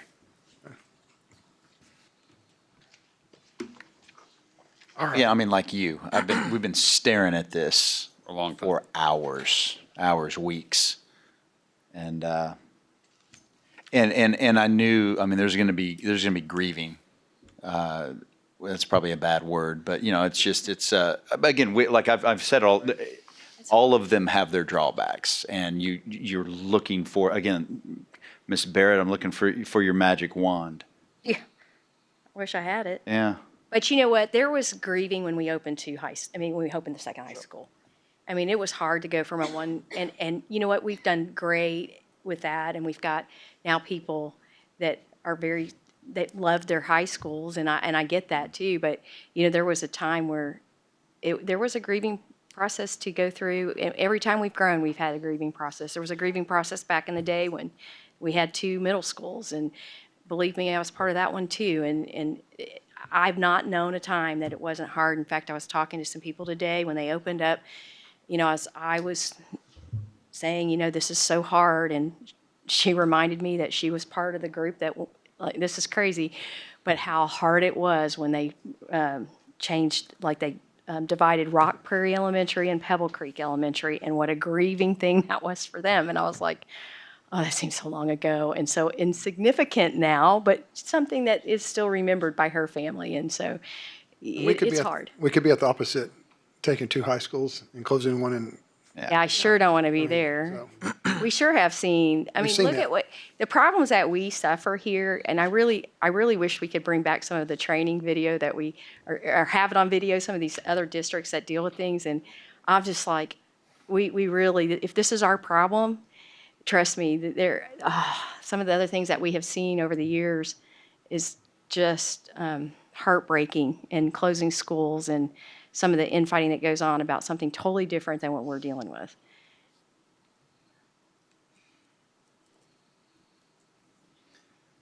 I'm going to call the question. Okay. We have a motion on the floor and a second, and the question has been called.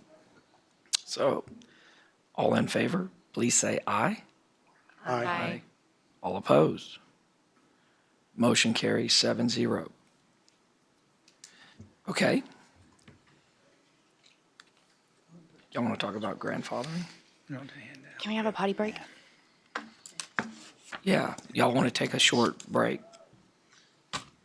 Yes, we can have how long do you think we should take? She wants to take a short break to go to the restroom. 10 minutes. Whatever's good with y'all. 10 minutes? 10? Okay, Okay, right at 5 o'clock? right at 5 My o'clock.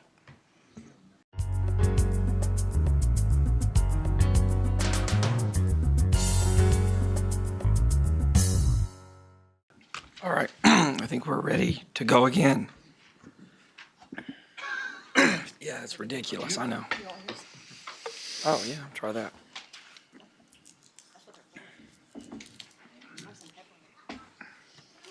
Oh, this is new.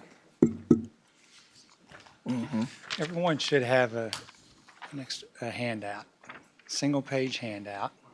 Right, you got to talk into that. So I'm done with these for a little bit. Yes, sir.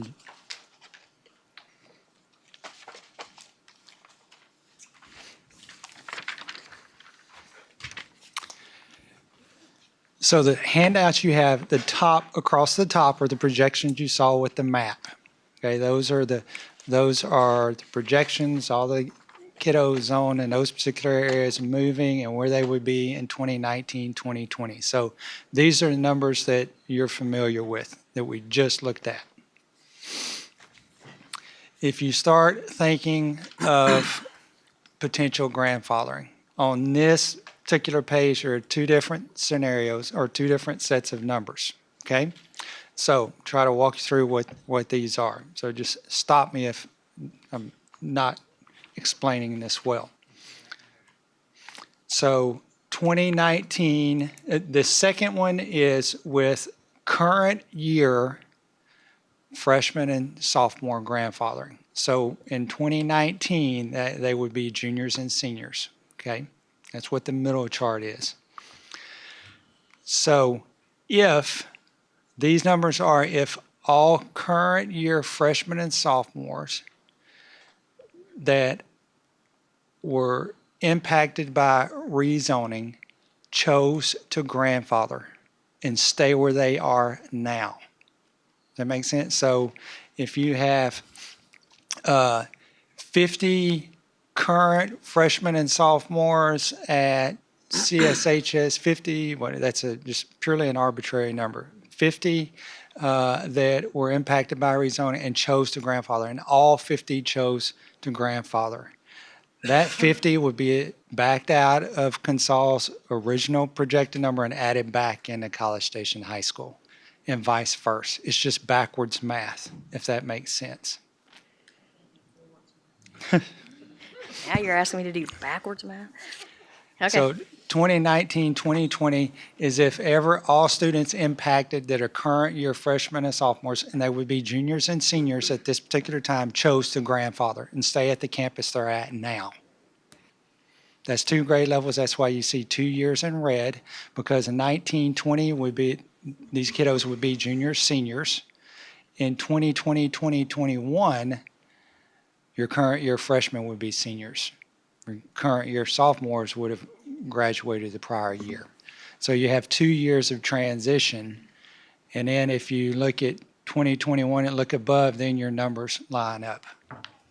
So that would be the projected grandfather impact, or what your numbers would look like those 2 years as you move toward full implementation. So there'd be 2 transition years 2 transition into years. full implementation in 2021.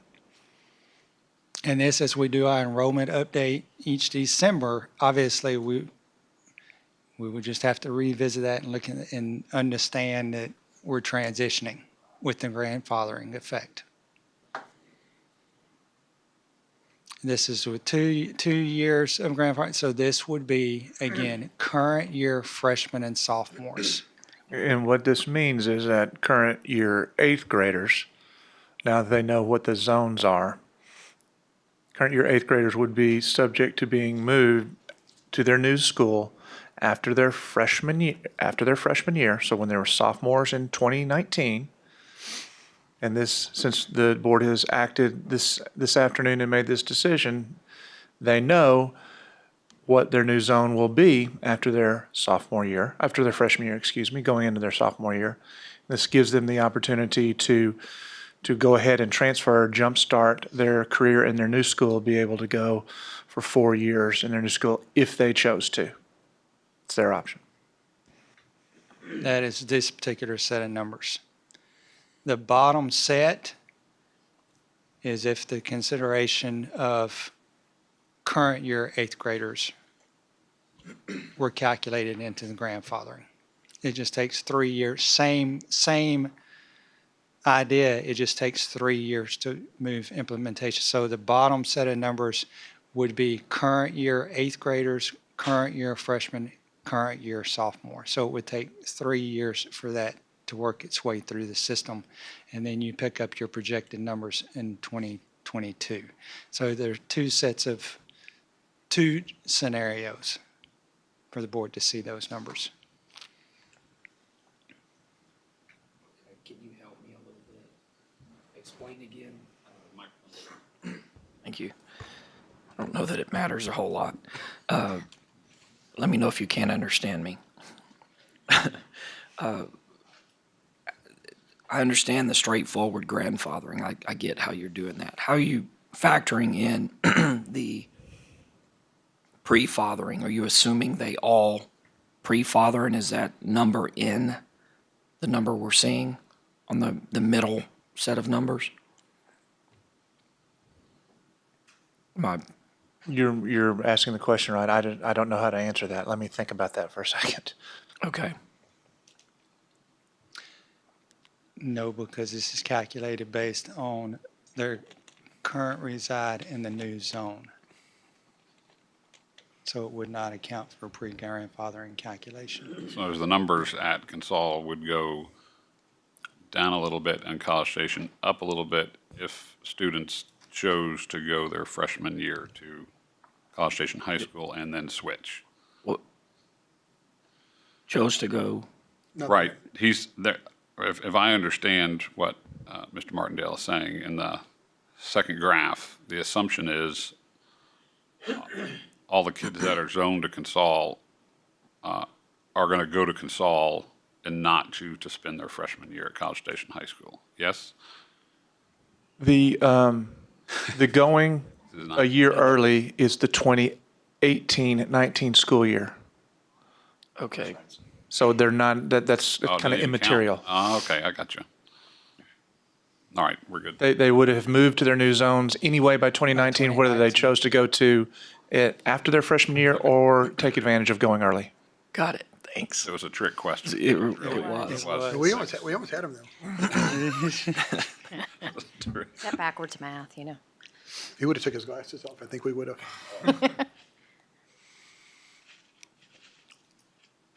Made you think, at least. That's good. I think I'll start the discussion. I'm leaning towards the third one.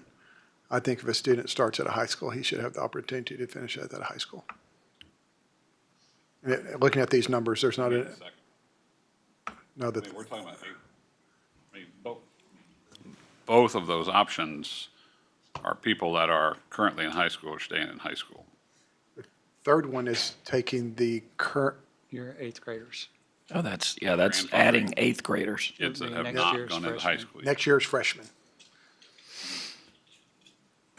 but they are currently in middle school.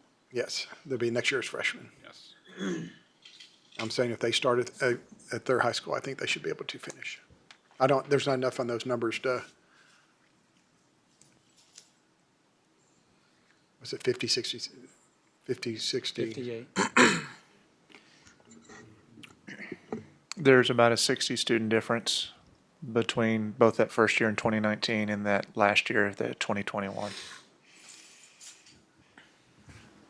We did have a concerned person that felt like that grandfathering back that extra year hurt a lot of our programs in the past. Anybody? Say again? That grandfathering that eighth grade class hurts some of the high school programming, like band and orchestra. And did y'all read that email? Yes. Yes. And I don't know if is that a proven fact or is that an opinion? I think it depends on who you ask. You got so many opinions. Well, that one came late. I mean, that was one of the last ones we got, I think. That was yesterday. recently. Yes, yesterday. Yesterday. I think. That's, Or was it in Chuck's last and that's actually one of the first negatives that I've heard about grandfathering the current eighth graders. All the rest of them have been in favor of that. Just a question. Okay. I'm going to take a stab at trying to talk here. Y'all bear with me. Sorry about this. Can I ask one quick question? Yeah. J- We don't have our fun red circles for bonds here. Would it be still, usually it's been 21, 22. I think number 2 would definitely still be there. Or maybe not definitely, but still feel the same way about the third one as well? Third one, what? The third, here we go. Numbers. Okay, Set of numbers. so I think your question, Mr. Nugent, is when is the anticipated bond for Phase 2 of College Station High School? And That that would sounds be good. fall of '21. Still. For the 2021-22 school year.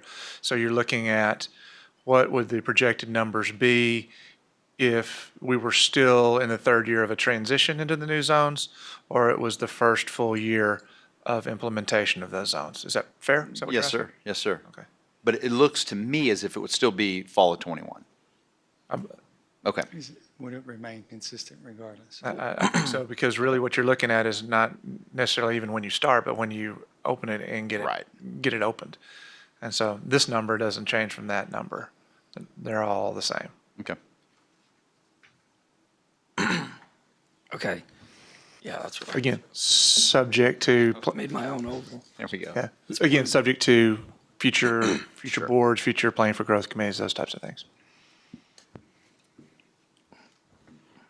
Okay, I think this is the decision that I struggle with the most. And I spent a lot of time angsting over it. And what I came up with was the kind of a dichotomy of why. And it's, for each of these, there's kind of an emotional side, and then I don't want to make a judgmental term, so I'm trying to come up, I don't want to say prudent, but because sometimes emotional things can be prudent. I'm not trying to imply that. I'm just emotional and non-emotional. How about that? Rational. Rational Although again. rational also implies, right. Right, I you see why I was struggling. see what you're struggling with. But And it seemed, as we've gone through this process, I mean, the first decision we made, I think I said back then, I mean, quite frankly, it was not a very difficult decision for me to come to grips with. It's the question about whether or not we call for a bond to expand capacity when we had underutilized capacity, or whether we rezone to utilize capacity. For me, that was pretty easy. We rezone and make good use of the money. And it's occurred to me that is at the very highest level. It affects the community as a whole. And there wasn't a very emotional component to it. And then as you step down through the decisions, the one we just worked through, where you're talking about neighborhoods or groups of neighborhoods, it starts to become a little more emotional because you're starting to think of groups of families. And then, so it's a little bit harder decision as you're doing it and as you're trying to separate that emotional piece of it from non-emotional, prudent, rational, whatever. Again, not trying to make a judgment on that.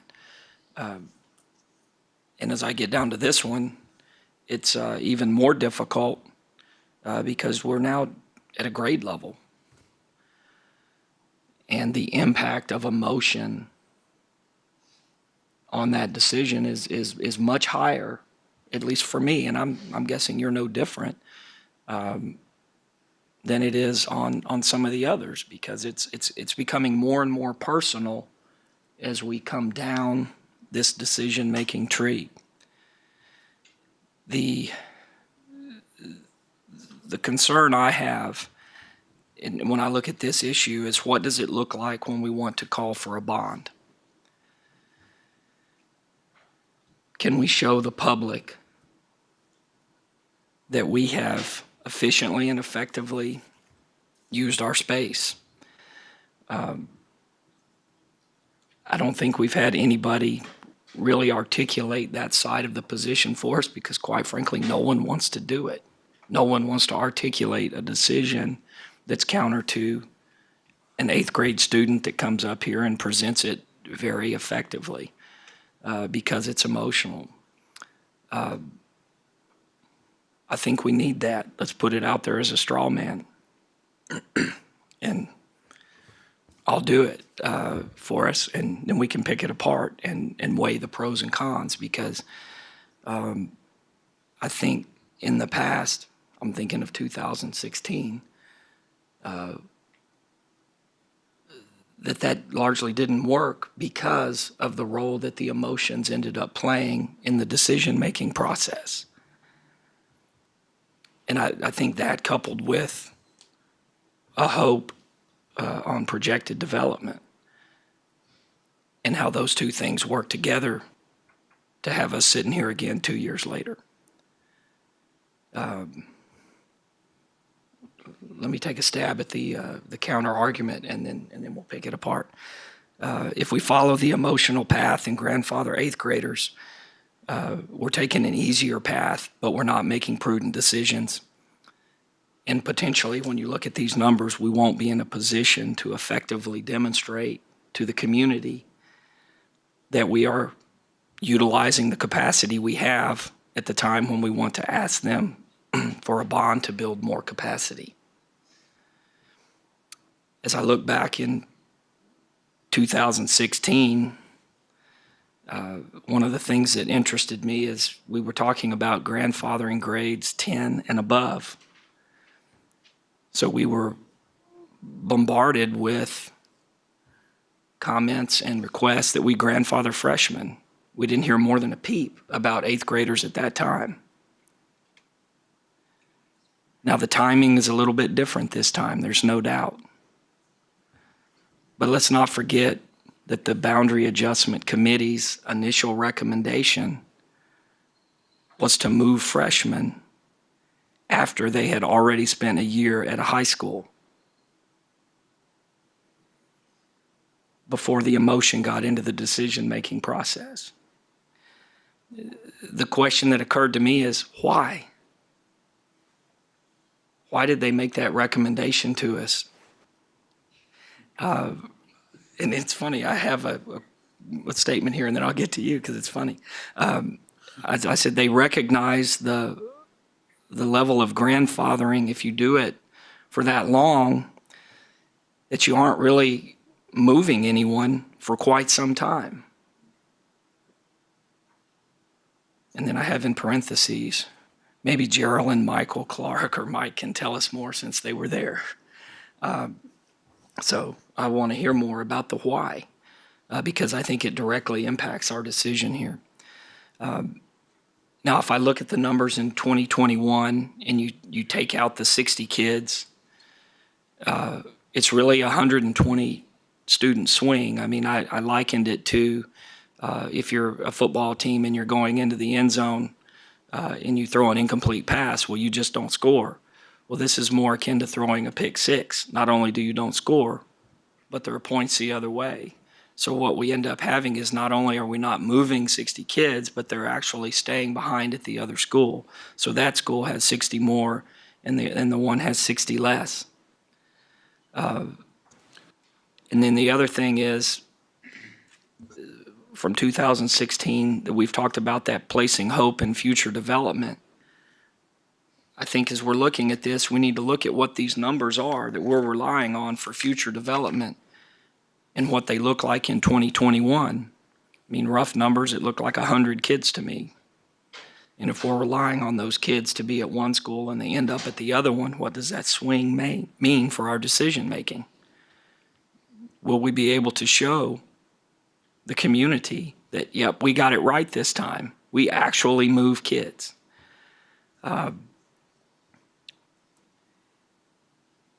Or will it be 2016 all over again?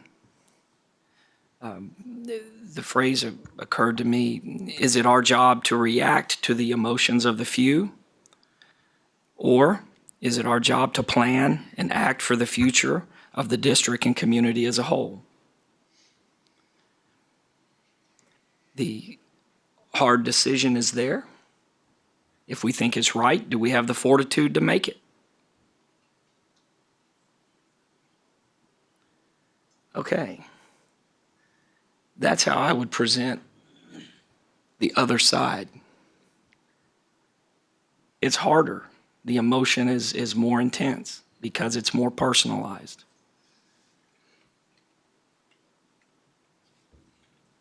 You know, to me, as I look at the numbers and the impact, and if you look at what does the swing mean, the difference and the number there at the console, if we're wrong on that future development again, I think the Margraves impact's minimal. So it's really the sheet that I had them put up earlier. And the 2021 numbers, around 100 kids. If those aren't moved into the console zone and are moved into the CSHS zone, take 100 off one and put 100 on another, what does it look like? On top of the 120 impact of the grandfathering. Again, 60 off one and added to the other. I don't want to rehash this, but, and I know you didn't take it the way that it's feeling for me right now, but tell you what, some of the emails that I read that said we were basically stupid, that we weren't planning for growth. I look at this being a boat, and what happened to some of the enrollment is, yes, we had, I think what a lot of people are missing is there's areas of town that lost families. If you start looking around a lot of the neighborhoods around campus, they're losing families, right? So you look at the new houses being built in the CSHS area, yes, their enrollment's going up, but you also were looking at areas of town where the families and the students were going down. So, I mean, I think that needs to play into a lot of our discussions that we're having. I mean, we're doing the best job that we can do to forecast this, and I don't think any of us are basing it just on future growth. But I think there's also places that we're losing student growth. So, I mean, I don't think that a lot of people are hearing that. Well, I think that's worked into the numbers to some degree, but I would agree, if it's worse than what we're saying, then that exacerbates our problem in 2021. You know, And that's assuming everybody would do that. yeah, I mean, it's probably not worth stating, but you know, a lot of those same people who are screaming at us now for not getting it right 2 years ago were the ones screaming at us to accept the plan that we did.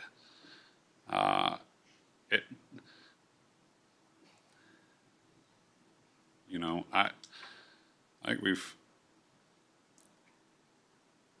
seen the numbers of when a school district goes up for a bond and fails. there's nothing good that happens after that. Man, that's never happened in College Station. My hope is that we are conservative enough and transparent enough to where that never happens in the future. But, once that barrier is broken, it's a lot easier to break as you move forward. So I don't know. It's hard. I mean, this is a hard decision, and it's the one that I've probably wrestled with the most. But I would agree. We have to put ourselves in a position to where we have no issues moving forward in 2021. I mean,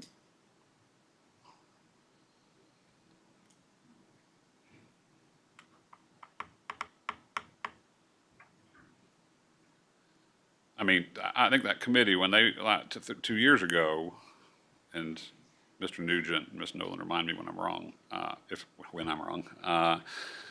I'm wrong. Part of that committee's decision at that point in time not to grandfather freshmen, at least initially, was based off of the notion that that's the way we had always done it in previous times. That's what was presented at first. I mean, it was. Right. It and was somebody asked how we've always done it, and that's how we had always done it. Now, keep in mind, always done it was one other point in time, right? Which was a unique situation because you were, you weren't moving kids from one place to another. It was, you were, but it was a brand new high school. So, and that you were only putting 2 years worth of kids in. So this is a little different. I think that it's clear what makes this difficult is the timing of this.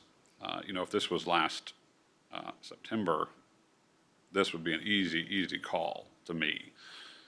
It becomes more complicated, and I think it becomes more emotional because of the timing of where we are. I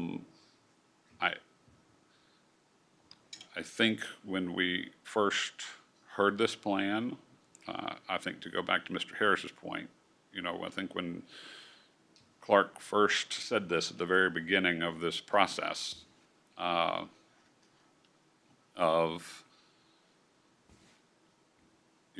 we're going to allow kids to go or allow kids to continue on and then come back. To me, that seemed at the time very, very generous. In that I don't think I've ever seen another school district do it that way. I also don't ever think I've ever seen another school district, and I've gone out there looking, grandfather 8th graders going into high school. There's plenty of them that grandfather kids that have already started. So I don't know. There's again, rational is not necessarily the right word. And let's be honest, I don't want to make it sound like people who want to grandfather 8th graders are being completely emotional and not rational either. It's their kids, and I get that. And it's hard, and so it seems very rational to them, and I understand why it's rational to them. Unfortunately, I think you have to look at it as a school district and what's going to put us in the best shape with what we know is coming. And the truth is, those numbers could look a lot worse in 2021. And the fact is, we know we're going to have to go up for bond at that point. I don't think we're going to have an option. So, anyways, that's some rambling thoughts, but it's just has been my thought process, I guess. I was just going to say that in 2016, it's my understanding that for the most part, the committee felt that it was just an oversight not to include the freshmen. Once people started saying, please grandfather the freshmen, everybody was shaking their heads saying, yeah, absolutely. Why wouldn't we grandfather the freshmen? I didn't I won't speak for the whole committee. I didn't think that far into the future at that point in time. And didn't think about what that impact would look like. I looked at it as, okay, it's 60 kids, or it's 40 kids. Absolutely grandfather them, because I wanted them to have, the best, I don't know. So, Well, it already started. I mean, it was a Right. clear, easy vote for us too. I mean, once it came to fruition, it was, okay, no big deal. right. In fact, we did it. We did it early. We said, hey, don't worry about this. Let's get this out of the way right now. Talk to me, Dr. Ely, about the current eighth graders, though, about how they have already started trying out for things. They have already signed up for different clubs and talked to counselors. If we did not grandfather those eighth graders, what does that look like for them? If they choose to move to the other. First option is they could go to the school that they're zoned to for the next school year, 2018, 2019, and then be subject to moving after their freshman year. So that is obviously the first option for them. So they would already missed out on a lot of things on tryouts for cheer and stuff like that. I haven't gotten to that part yet. I was saying the first option is they could go to school, their zone school for their freshman year. By making the decision when we did now and not implementing it until 2019, they would have the option under this plan of transferring, getting a jump start on their 4 years at their new zoned high school. And so they would be able to go there. So for most activities, most athletic activities and student council for freshmen and those types of things, all those tryout processes begin at the beginning of the year or the beginning of the season for that particular thing. A couple notable exceptions are the dance teams, the Strutters and the Bengal Bells, and the cheerleading groups, which I think they've had 3 of those 4 have had tryouts already. The Bengal Bells are going through line tryouts this week.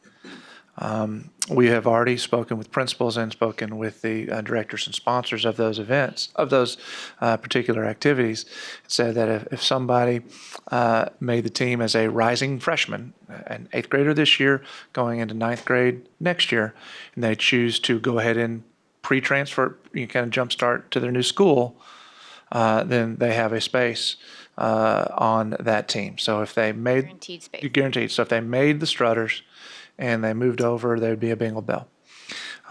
Some questions came up about ordering uniforms for that. And yes, there have been some deadlines given to parents of the beginning of next month, but the actual order deadline is until the beginning of the summer. So we have plenty of time to be able to order the uniforms, give families time to make a decision on where they want to take advantage of that option of moving to the new school before their freshman year, and we would be able to do the things we need to facilitate that.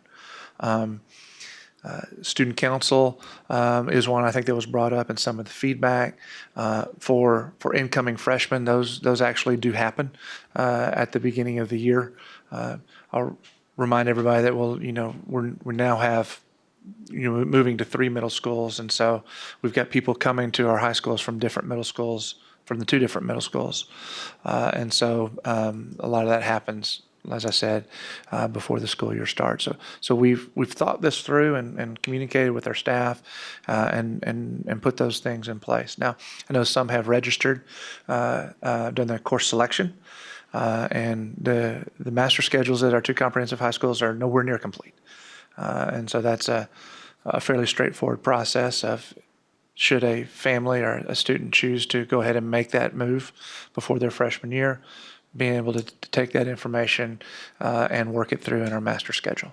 So there's things that we can do administratively to make that transition an easier one, and we've thought a number of those things through. Does that help? Yes, thank you.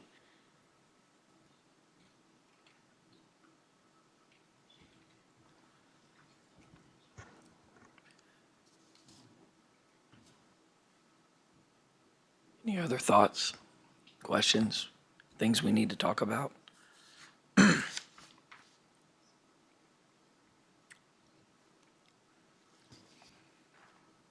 Do you still feel good about the initial recommendation and the initial idea? So, yes, I feel good about the initial recommendation because I think it offers flexibility for those eighth grade parents. It requires a difficult decision, though. I think one of the eighth graders who spoke to us 2 nights ago illuminated that pretty well when he said, you know, this would force me to make a hard decision, and there's no doubt. Do you move over after your ninth grade year, or do you move over earlier? And you know, my sense is those decisions, like a lot of grandfathering decisions, are in this kind of pre-grandfathering jumpstart, are made kind of en masse. We talk about friends and from the neighborhood and who's going and who's not, and I know that there'll be some time to make those decisions. One of the things that I've been thinking about, and because even for the administration, it's a difficult decision between these two options right here. One of the advantages of what we have before you is the recommendation of only the 2 grade levels is it gets those kids who make the decision to go ahead and move over prior to their freshman year, it gets those kids into school. And I think when we have the kids at A&M Consolidated High School and getting there and being a part of that school and that school family, they're going to be excited. For the kids moving from Consol to College Station High School, when they get in and become a part of that school family, I think they're going to be excited. And to the extent that gets that happening earlier, I can see a real positive benefit for the district being able to move forward. That being said, I understand should the board choose to go the other direction, we can certainly do that. I think some of the limitations of that have been illuminated already.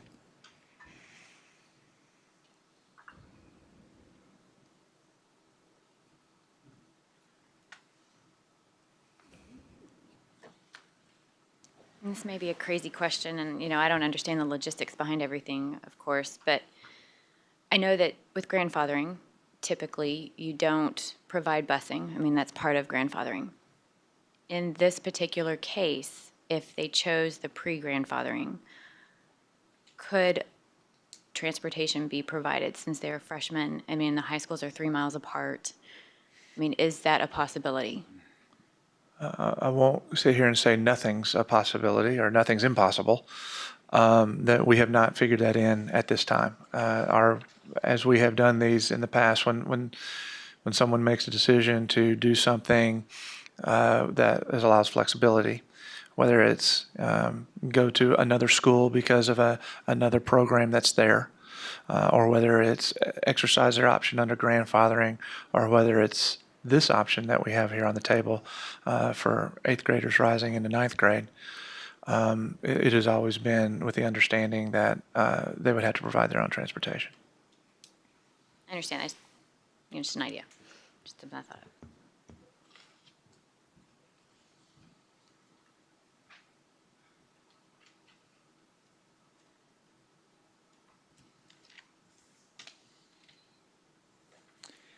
What was the percentage 2 years ago of those who grandfathered? Yeah, I mean, ballpark. I don't need 41.33, but that would be nice. Mr. Nugent, I hesitate to try to go from memory and put something out there that would be potentially grossly inaccurate. Okay, fair enough. I will say one of the things that we see, we've done a number of rezonings at various levels and have had the grandfathering option. We see a lot of people initially choose to grandfather, and then that number gets smaller because they decide to go ahead for whatever reason, transportation or because more friends are going or whatever, ease of convenience. That number gets smaller as the school year gets closer. So I would hesitate to throw out a number that might be inaccurate. Okay.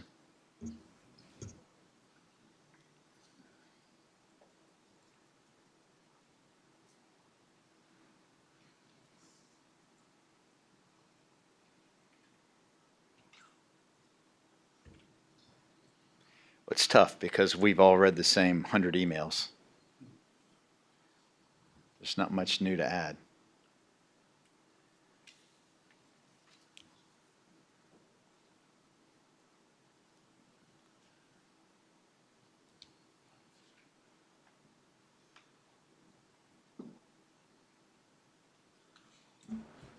Well, I make a motion that we grandfather the current eighth graders.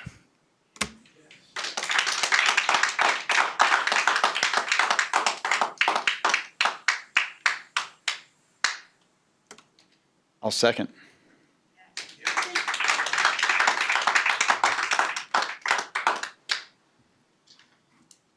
Okay, we have a motion and a second. Is there any more discussion?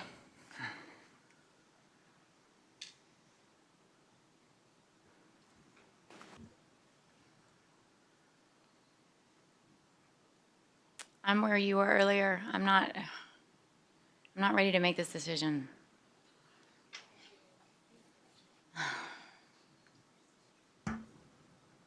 I'm just not sure that it's, so back to 2016. The forecast numbers that we got during that looked very different from what actually happened, unfortunately. And it's my feeling that we need to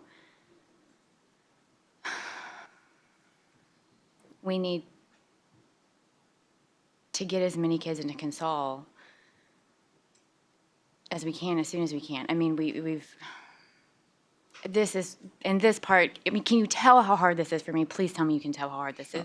Because I am trying to consider, and I'm trying, I mean, you know, my oldest is in 7th grade, and I tried to put myself, because we're not there, and we haven't been there yet.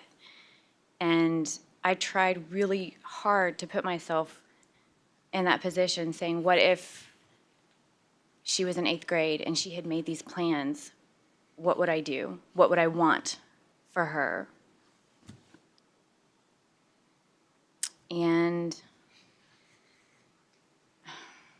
I don't know, not to tell a personal story, but I'm going to tell a personal story. You know, my middle got rezoned for intermediate and middle school, and she's cried a lot, you guys. And some days I cry with her.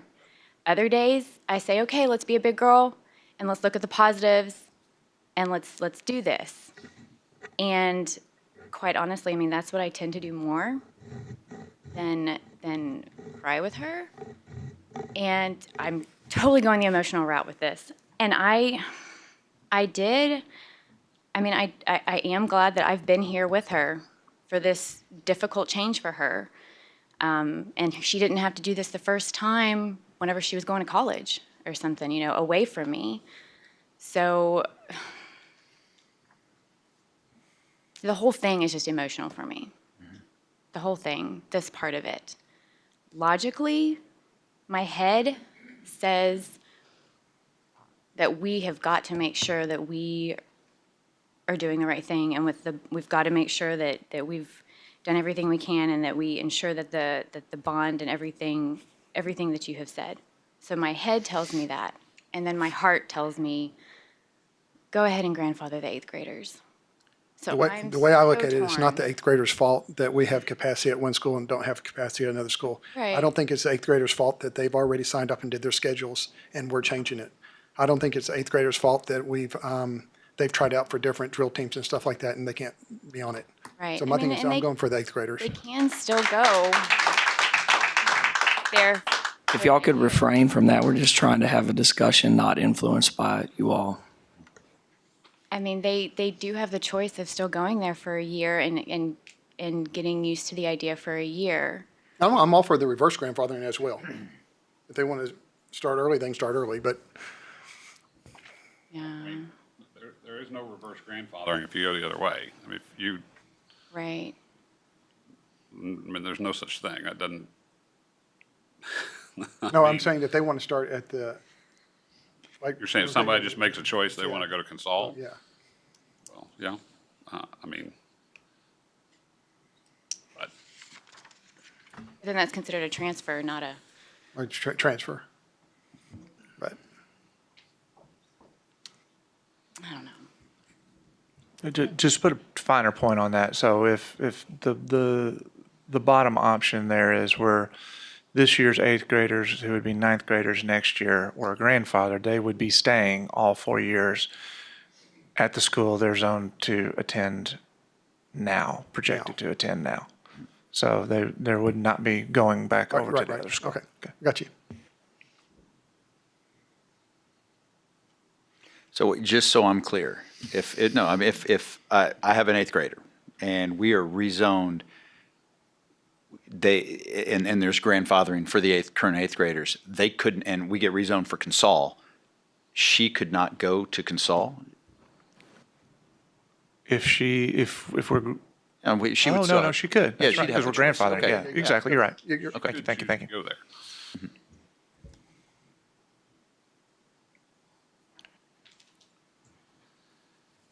I have a question.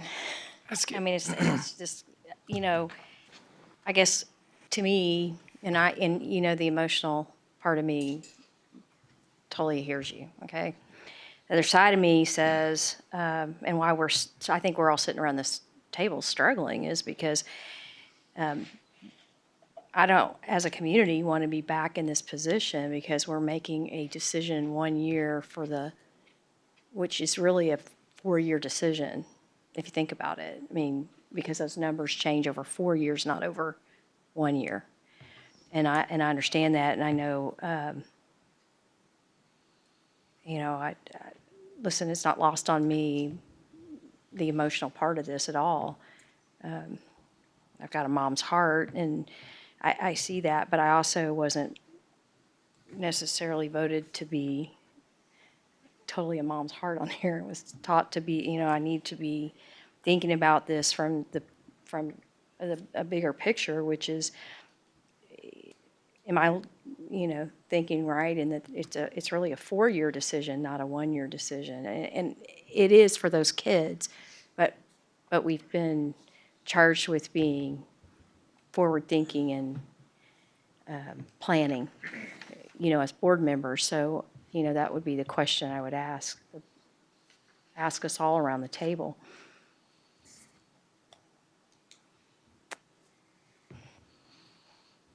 Do I get my question answered like she did? Because I liked it better when she got questions answered. I don't know. It's hard for me to talk. Somebody else want to take a stab at answering a question?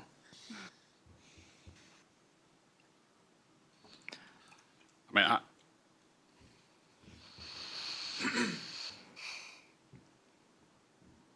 I don't know. I mean, this one's tough for me, but at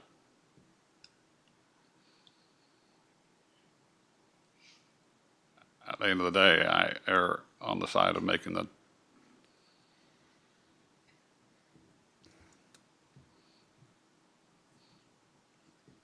I don't know. I've tried on this board to make decisions with my head, and while at the same time trying to keep the best interests of kids in the district forefront in our mind, and I think that we all do that. I just think at the end of the day, these kids haven't started high school yet. And it puts us in a better position as a district to move on. And that's hard, and I understand there's going to be a lot of people I'm going to piss off with that opinion, and that's just kind of how I come down on it.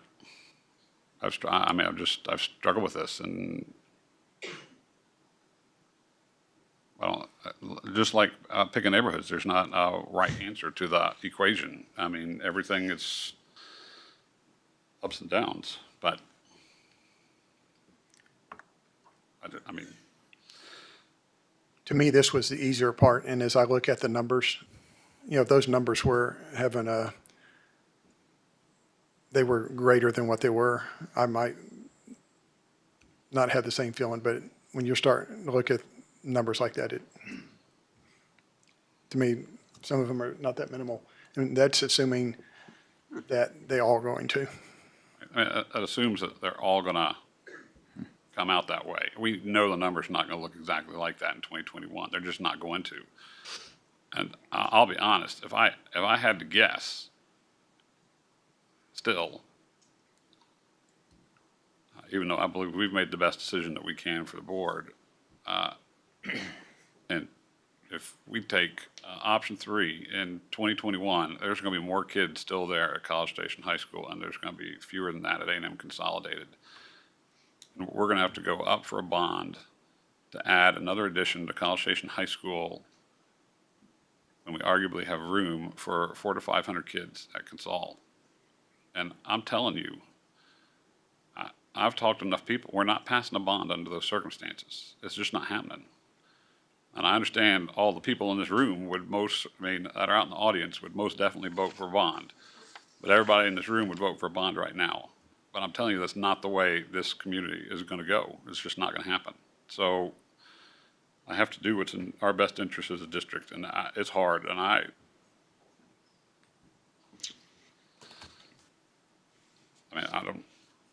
we're just going to have to vote. Yeah, But I see where you're coming from. I do too. I see where you're coming from. I will tell you the concern I have is what it looks like in 2021. And if we're in the situation where we still have 400 to 500 empty seats at a high school and we have to go for a bond, we're right back where we were last fall. Or after a bond fails. Right. My concern is, well, there's a lot of concerns, but just looking at the numbers. Again, and I get the pick six metaphor. I appreciate that. But it's to me, it's 60, we're talking 58 kids difference. And if we're saying that if we go to bond in 2021, theoretically, committee, everybody recommends that. I mean, if a bond's not going to pass because there's room for, I'm not seeing capacity for 400 to 500 at Consol. It could be. I mean, but would a bond pass with 350 to 450 capacity? It's probably not going to pass then either. I mean, does that make sense? Yeah, no, I Okay. absolutely get It it. makes It's, Well, I confuse myself. No, it makes perfect sense. It's the concern I have And I understand. I'm sorry. is the cumulative impact of that and an overestimation of future Sure. growth. I mean, I guess my concern there is these are the numbers that we're making a decision off Of of. professionals, it's not like we're up here yeah, making these. they were in 2016 as well. And for us to keep trying the same thing and expect a different result, you know what they say. So I think this time we're applying our own filter Definition of insanity. and we're looking at it and we're using a view of, okay, what does it really look like? What do we think's really going to happen? That's where I am on it.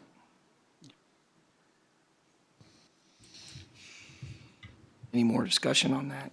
I'm torn. I'm with Mr. Schaefer and Mr. Nugent.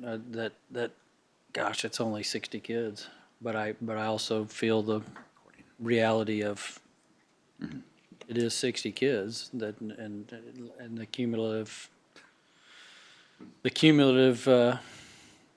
unknown prediction, I guess. If we err on the other side, then we're safer. And we've been criticized pretty bad for erring the other direction. So I don't know if it's worse to play it safe and try to err properly and get criticized for that, or I don't know. I'm very torn with this. I don't know. Yeah, That's a good way to put it. I think that's a definite statement. I mean, because we all understand difficulty associated with it, given the timing. I do feel better when we have the professional educators telling us, make it work, we can do it. I just think it's going to be a sad day if we do wrong and this was all for naught. And I sure have lost a lot of sleep and a lot of emotional time and a lot of, if we're wrong the same way we've done it the way in the past, I'm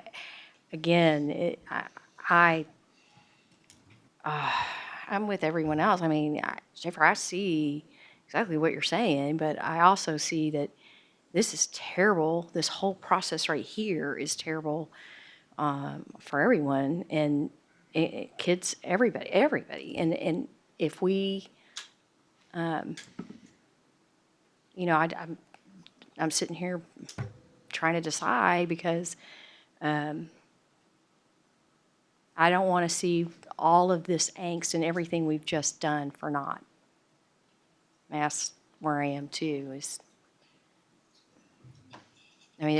too emotional. I mean, both sides are emotional to me. It's not logic versus. I know somewhere along the way we talked about logic versus emotional. I think they're both emotional decisions because they both have. I mean, that's why we're sitting here. If one was just logical and one was just emotional, to me that's a little easier. I think they're both emotional and there's logic. There is logic to both of them and there's emotion to both of them and you pros and cons of each side and. I think probably the reason I feel a little bit better this time than I did last time, and this time we are concentrating a lot of growth areas to Consol. I mean, there's a lot of growth going to Consol.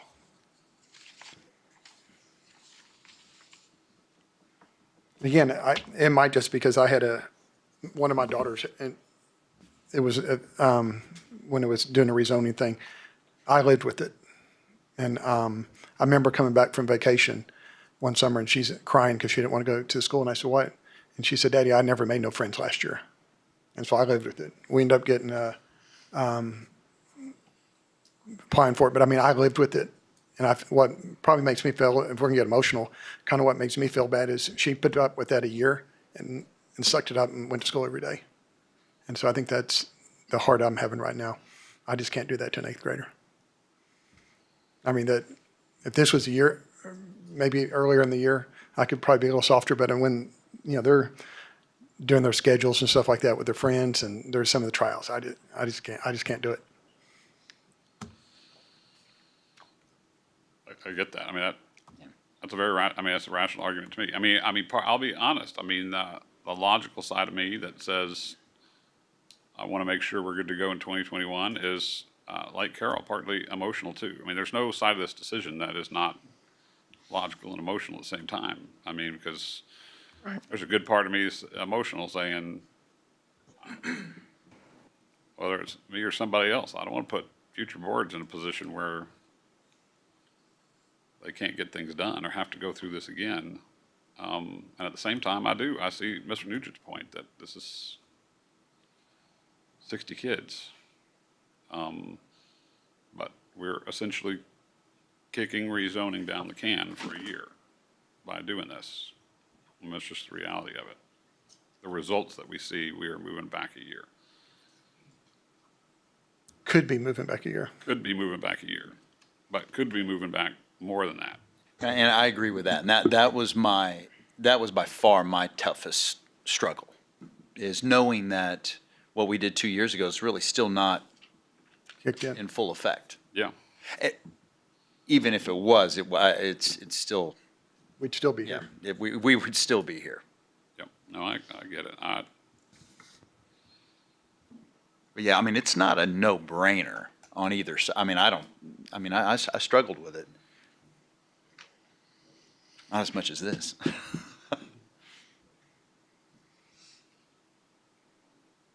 What numbers, and I know I'm going to ask a question and they may not get an answer, but what number were we looking at when we were grandfathering before in 2016? Do you remember that number at all or close? Were we looking at something more than 50 kids or less than 50 kids? Do you remember? I don't remember, but the sheer number of kids being moved in this boundary adjustment is much more than we moved last time. Logic would dictate it's more, obviously, would be subject to grandfathering, would have the option to grandfather this time than last time. But I'm sorry, I cannot No, remember that's that okay. number. I just,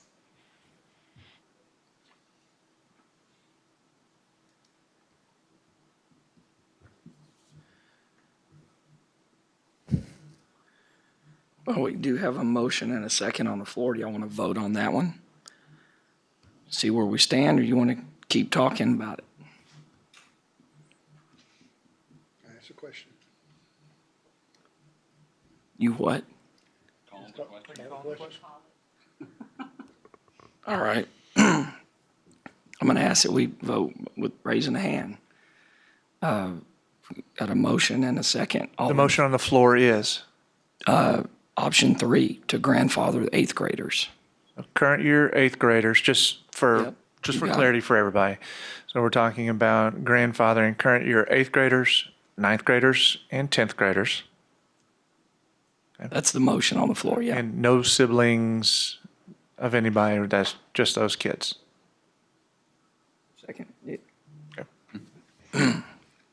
What was, so let me, well, I mean, you want to remove your call to question so I can ask a question? Because otherwise we have to vote. I remove from the call to question. Okay. So Mr. Schaefer. I rescind. So we're not talking about adding any other kind of grandfather. I mean, this is our discussion, right? I mean, we're not considering any other potential, somebody has an issue grandfathering. And nobody has an intention of adding that, right, to the question? Not I don't think so. No, What I would No, I'm not talking anticipate, about sixth graders. I mean, if this motion passes, I think we're done. If it doesn't, either we have more discussion or someone makes a motion that we approve the administrative, whatever you want to call it, administrative right, but, recommendation. so, I mean, in the past, there has been a discussion about siblings and a discussion about all kinds of other things. And I just want to make sure that that's not on the table at all, and we don't have any intention of talking about that. If the answer to that is yes, then that's what I'm comfortable with. But I just want to make sure we're not going to talk about this and then turn around and talk about something else later on. This is the only question we're doing is whether or not to grandfather eighth graders. Well, I guess someone in theory could. Right. But would you like me to rephrase my motion? Not yet. not yet. no.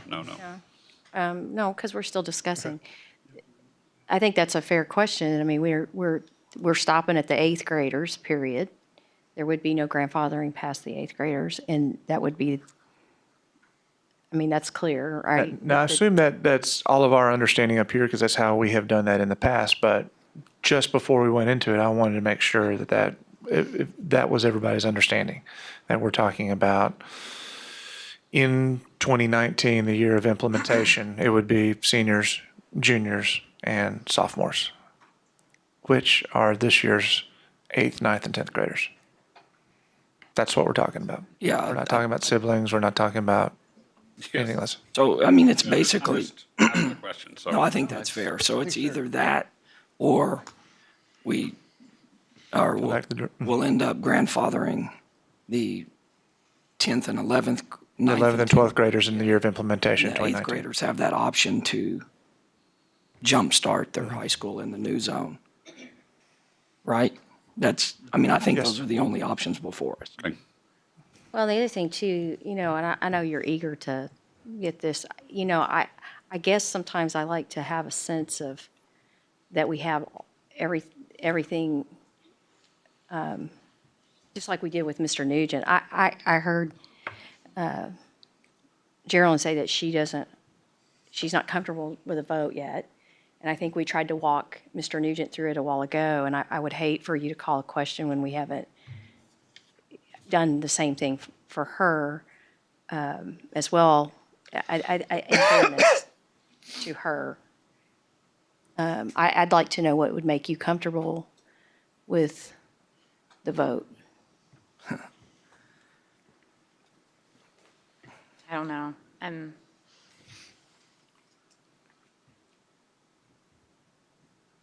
No, I'm comfortable with the vote. I just don't like the vote. I mean, it's difficult. Oh, we can start asking some of those same questions Yeah. if you want.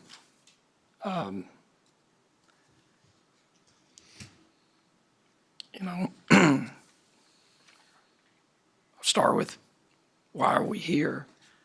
And does what these options are, does the one on the floor, in your mind, help get us there, or does it detract from that? I think that's a question that you have to answer.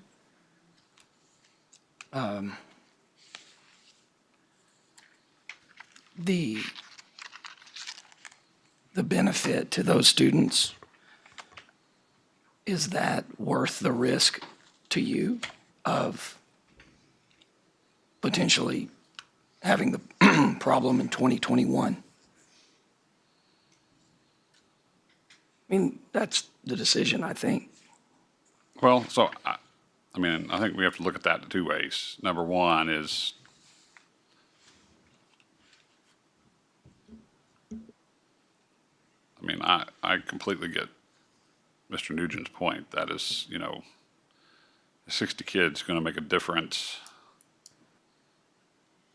Keep in mind, 60 kids is a 120 student swing in terms of the numbers we're presenting to the community. Is that enough to make a difference? I don't know the answer to that. I mean, we've had a very generous, here I am kind of, I don't know what the hell I'm doing. I mean, is that enough to sway the community that believes that we have done our best to zone for current and future development? Does it potentially push off? I mean, the problem is the overall growth numbers are what the overall growth numbers are. Sooner or later, we're going to have a new high school. And I think it's important for the community to understand is we can only take on so much debt at one time. Not only is the community only going to vote for so much debt at one time, the truth is we can only take on so much debt at one time. So it's not like we can say, let's put on addition to College Station High School, and then 1 year or 2 years later, when we're busting at the seams at both places, turn around and vote, put up a bond for a new high school. I mean, there's a limit to how much we can take on legally, in addition to a limit on how much our community is willing to bear at any one given point in time. So, I mean, Dr. Ely, correct me if I'm wrong, we almost have to have a 3-year gap in between those two things if we're going to, or is that maybe not correct? I mean, we're rolling debt off the books right now, and I know that's a complicated question, so. We are. We have some debt that's rolling off, front-loaded debt from 2013 and 2015 bond. And what we're all seeing as we went to the mailbox this week is that property values are rising in College Station ISD. So I don't have a printout from our financial analyst to project out 5 or 6 years in the future. So I don't want to say definitively we'd need a 2-year gap or 4-year gap or a 3-year gap. You are correct in saying that by statute, we can only levy a tax of 50 cents per $100 of taxable valuation for the purpose of maintenance of debt service. So that number right now is at 35.8 cents. So we have some capacity now. You add on to second phase for College Station High School, whenever we have to have another elementary school, those types of things, and then you have the third high school come around. That's why we do these long-term projections on that. I just don't have those in front of me right now. Those are certainly considerations that both the board and administration have to consider as we look at our long-term use of resources in building.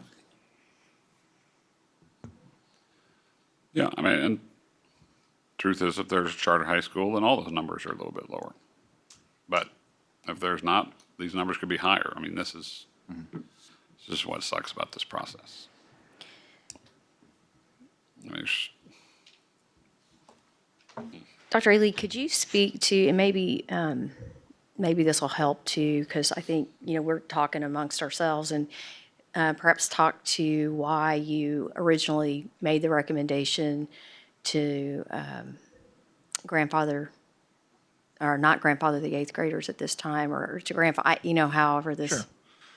This is different than recommendations in the past. I think that has to do with kind of when we're coming up and making the decisions on the implementation. You will recall that we were getting some feedback at that time that says you need to, quote unquote, rip the Band-Aid off and make these in effect for 2018. There was some people in the community that were telling us this. We just need to go forward, whatever it is that we were going to do, implement them in 2018 and move forward. Personally, I felt that would be more than our community should have to bear, to have this discussion in March, April, May, and then have it be implemented 3 months later. But having the discussion in the springtime of 2018 and not implementing until fall of 2019 gave us a unique opportunity for those in the community to know what their ultimate high school would be.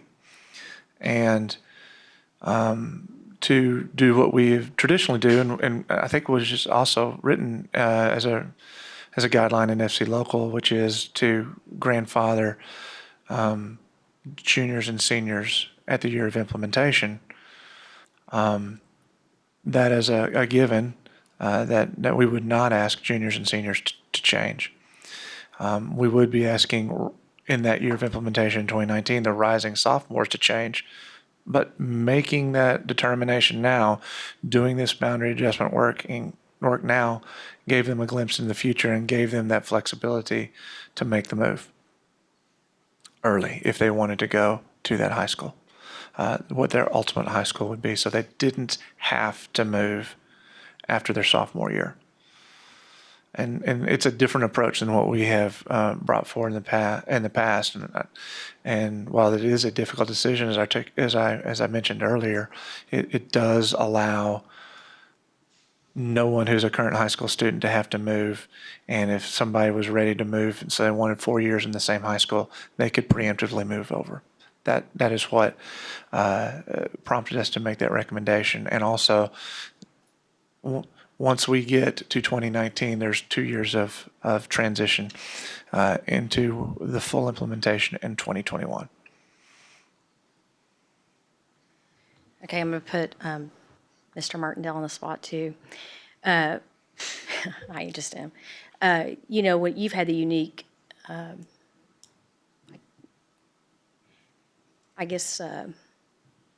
first-hand look at, we've moved 9th and 10th graders. Can you maybe speak to that emotional piece of that, and then how did you combat that as a principal? And because you did it successfully, more than successfully. So could you speak a little bit to that, and maybe as we're trying to make this decision either way, we could hear something that answers to that emotional piece of it? I'm not sure I'm going to give you any words of wisdom on this, Ms. Barrett. Kinda As hoping. principal, I prayed a lot. But I think when we opened College Station High School, the transition for the kiddos coming in as ninth graders wasn't, they were excited. And of course, we had worked to foster that through a course of time the prior year. The ones that it was most difficult with were those kiddos that had started a year at Consol and then moved over their sophomore year. Those were honestly the kiddos that it took a little more time as far as transitioning from an emotional standpoint. The incoming eighth graders, they did not know high school otherwise at that point in time.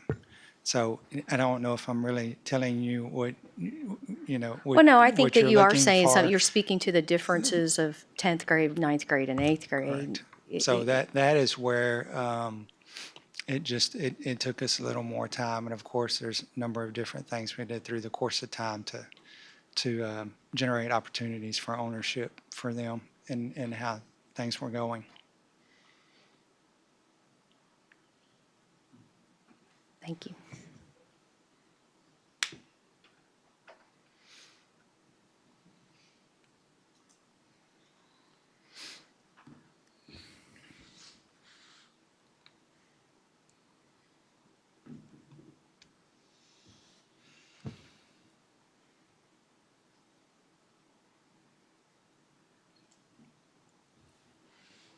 Any more thoughts? Sound ridiculous. Hey, gotta do what you gotta do.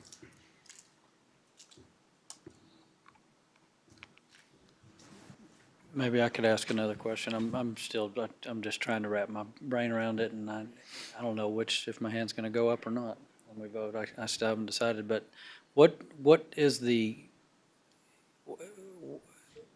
besides us maybe missing our numbers and getting overcrowded sooner rather than later because we erred the wrong direction on this 8th grade grandfathering, what are there any other negatives about it that you know of that I don't know Negatives of which it? of grandfathering 8th graders? No, I think the biggest issue is what's been articulated about where are we going to be in 2021 when we think we're going to have to go for a bond. What are the numbers going to be like, and those types of opinions that have been thrown out. The negatives of eighth graders. No, I think that's the crux of the issue. Just where it affects us number-wise, possibly. I guess it'd be good to maybe throw in here another conversation that the administration had about the motion that's on the table. There is one positive, and other than just for the eighth grade students. When you think about what's going on with the transition that we're currently seeing in our middle schools, we're going through a transition next year where we open up our third middle school. And so it will be the first year we have 3 middle schools, and it'll be the first time that we have new colors and mascots and all that work that we've been doing with the implementation of that. And so those kiddos who are 7th graders this year and 8th graders this year are kind of like the first group of kind of the new way of visualizing middle school and College Station, having 3 schools and mascots and colors that are not totally lined up with their high school. And so there can be an argument made that that's a logical change after this year's 8th graders. That is a time to where it would be a logical time to make that transition. So that was some discussion that we had that would be, I think, in favor of the third option that you see up there. Just wanted to throw that out.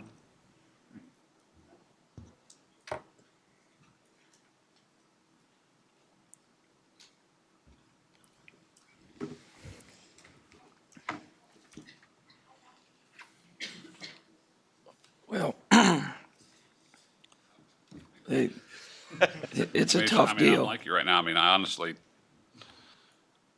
this is the hardest thing. I mean, if we vote, I honestly don't know which way I'm raising my hand. I mean, and I hate to be, when you say that, you know, that's really the problem is you just don't, there's not a perfect decision. I mean, I guess at the end of the day, that argument resonates with me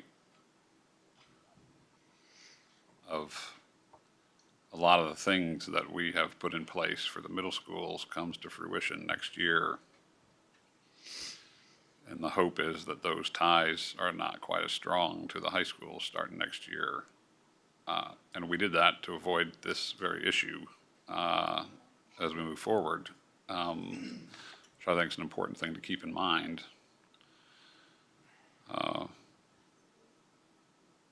You know,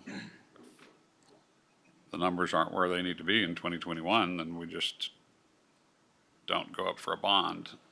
You know, the issue is we have a bunch of portables sitting outside College Station High School, and the problem exacerbates itself. At the same time, I kind of think about what's in the best interests of these. You know, we've certainly heard from some eighth graders, and we've heard from a bunch of parents and people, other people who've written in. It's hard to vote again. That's the hard thing, right? No, I mean, you're not gonna. We've certainly gotten some emails that have said, "Don't grandfather," but they're few and far between. And that's also groups of people who are probably not. You know, the people who aren't writing are the ones who are not engaged in this process quite as much. I don't know, but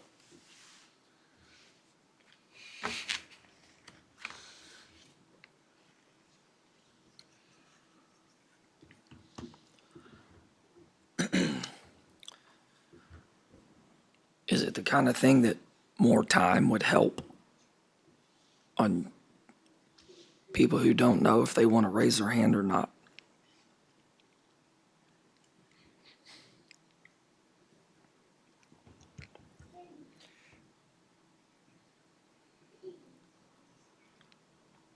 I mean, we've been here for 3 hours and 20 minutes, which is well past our 2-hour agreed time if people are tired. I mean, we could table it, we could vote. I'm just thinking of options.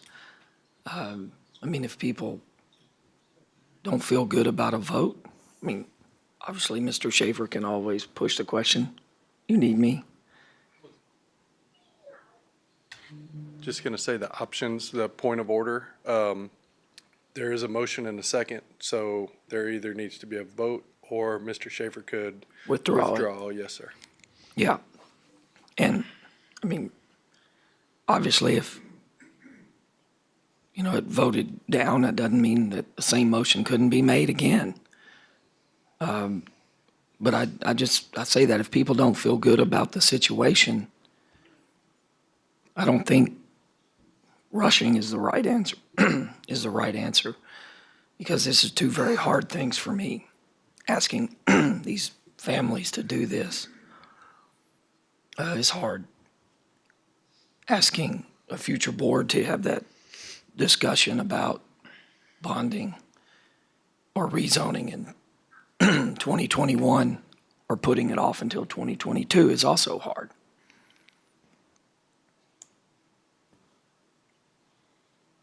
I mean, if you put it off to 2022 and that third high school comes in at 2024, that's 2 years between those bond packages.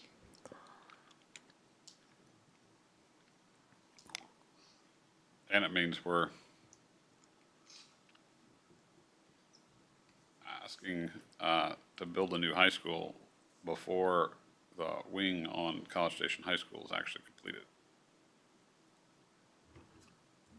That is, if we do I'm not 100%, this is a side discussion, but I'm not 100% sold on the adding on to College Station High School myself.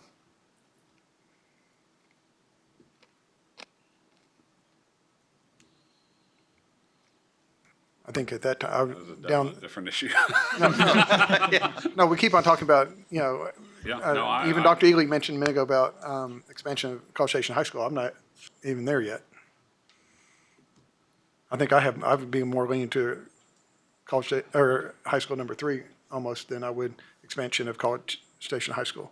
but I'm not making that decision today. Thankfully, no, we are not. You're definitely not. So I'm getting a sense that people are kind of tired from looking around at you guys, and obviously I sound a little rough. I feel better than I sound. I don't know if it's tired as much as it just is torn. And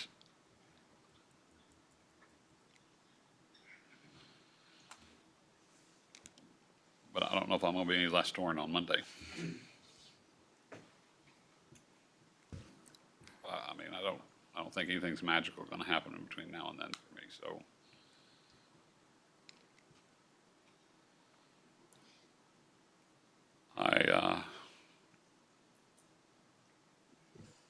Yeah, I mean, we've had a motion in a second. I think the right answer is to see where we are. I mean, I could sit here and argue for what I'm going to say, but I think I've already said it. So, All right, You're going to argue for what you did. You're going to argue for what you're going to do. Is that what you're saying? yeah, I mean, or even just stating what I'm going to do is, I hate these dang buttons. Even just stating what you're going to do, I feels like almost arguing for it. So I don't really want to do that either. The truth is, I don't feel good about either raising my hand either way. So I just got to do what I believe is in the best interest of the district overall, and yeah, it is what it is. So, and I'm going to feel like crap about it, but it is going to be what it is. So. all right. We've got a motion and a second.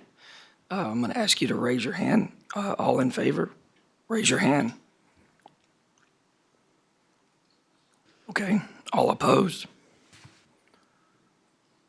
Motion fails, 2-4. 5. 2-5, my bad, I forgot myself. All right, floor is open. Anybody want to have discussion?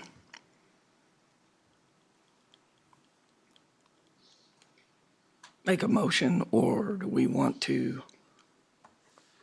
I would move that we adopt the recommendation originally presented by the administration regarding grandfathering and the reverse grandfathering plan that's been put before the board before. That current eighth graders can feel free to move to their newly zoned school or choose to attend Consol and College Station High School and then move their sophomore year. Okay, we have a motion. We have a second.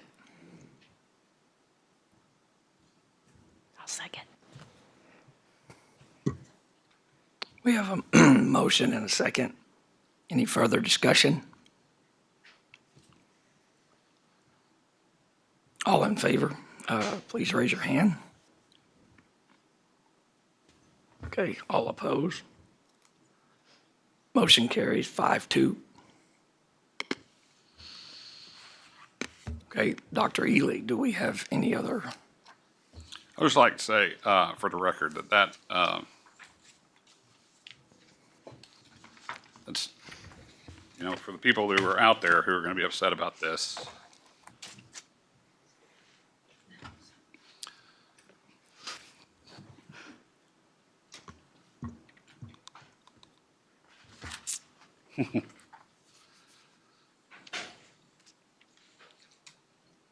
if you are sitting awake at night, over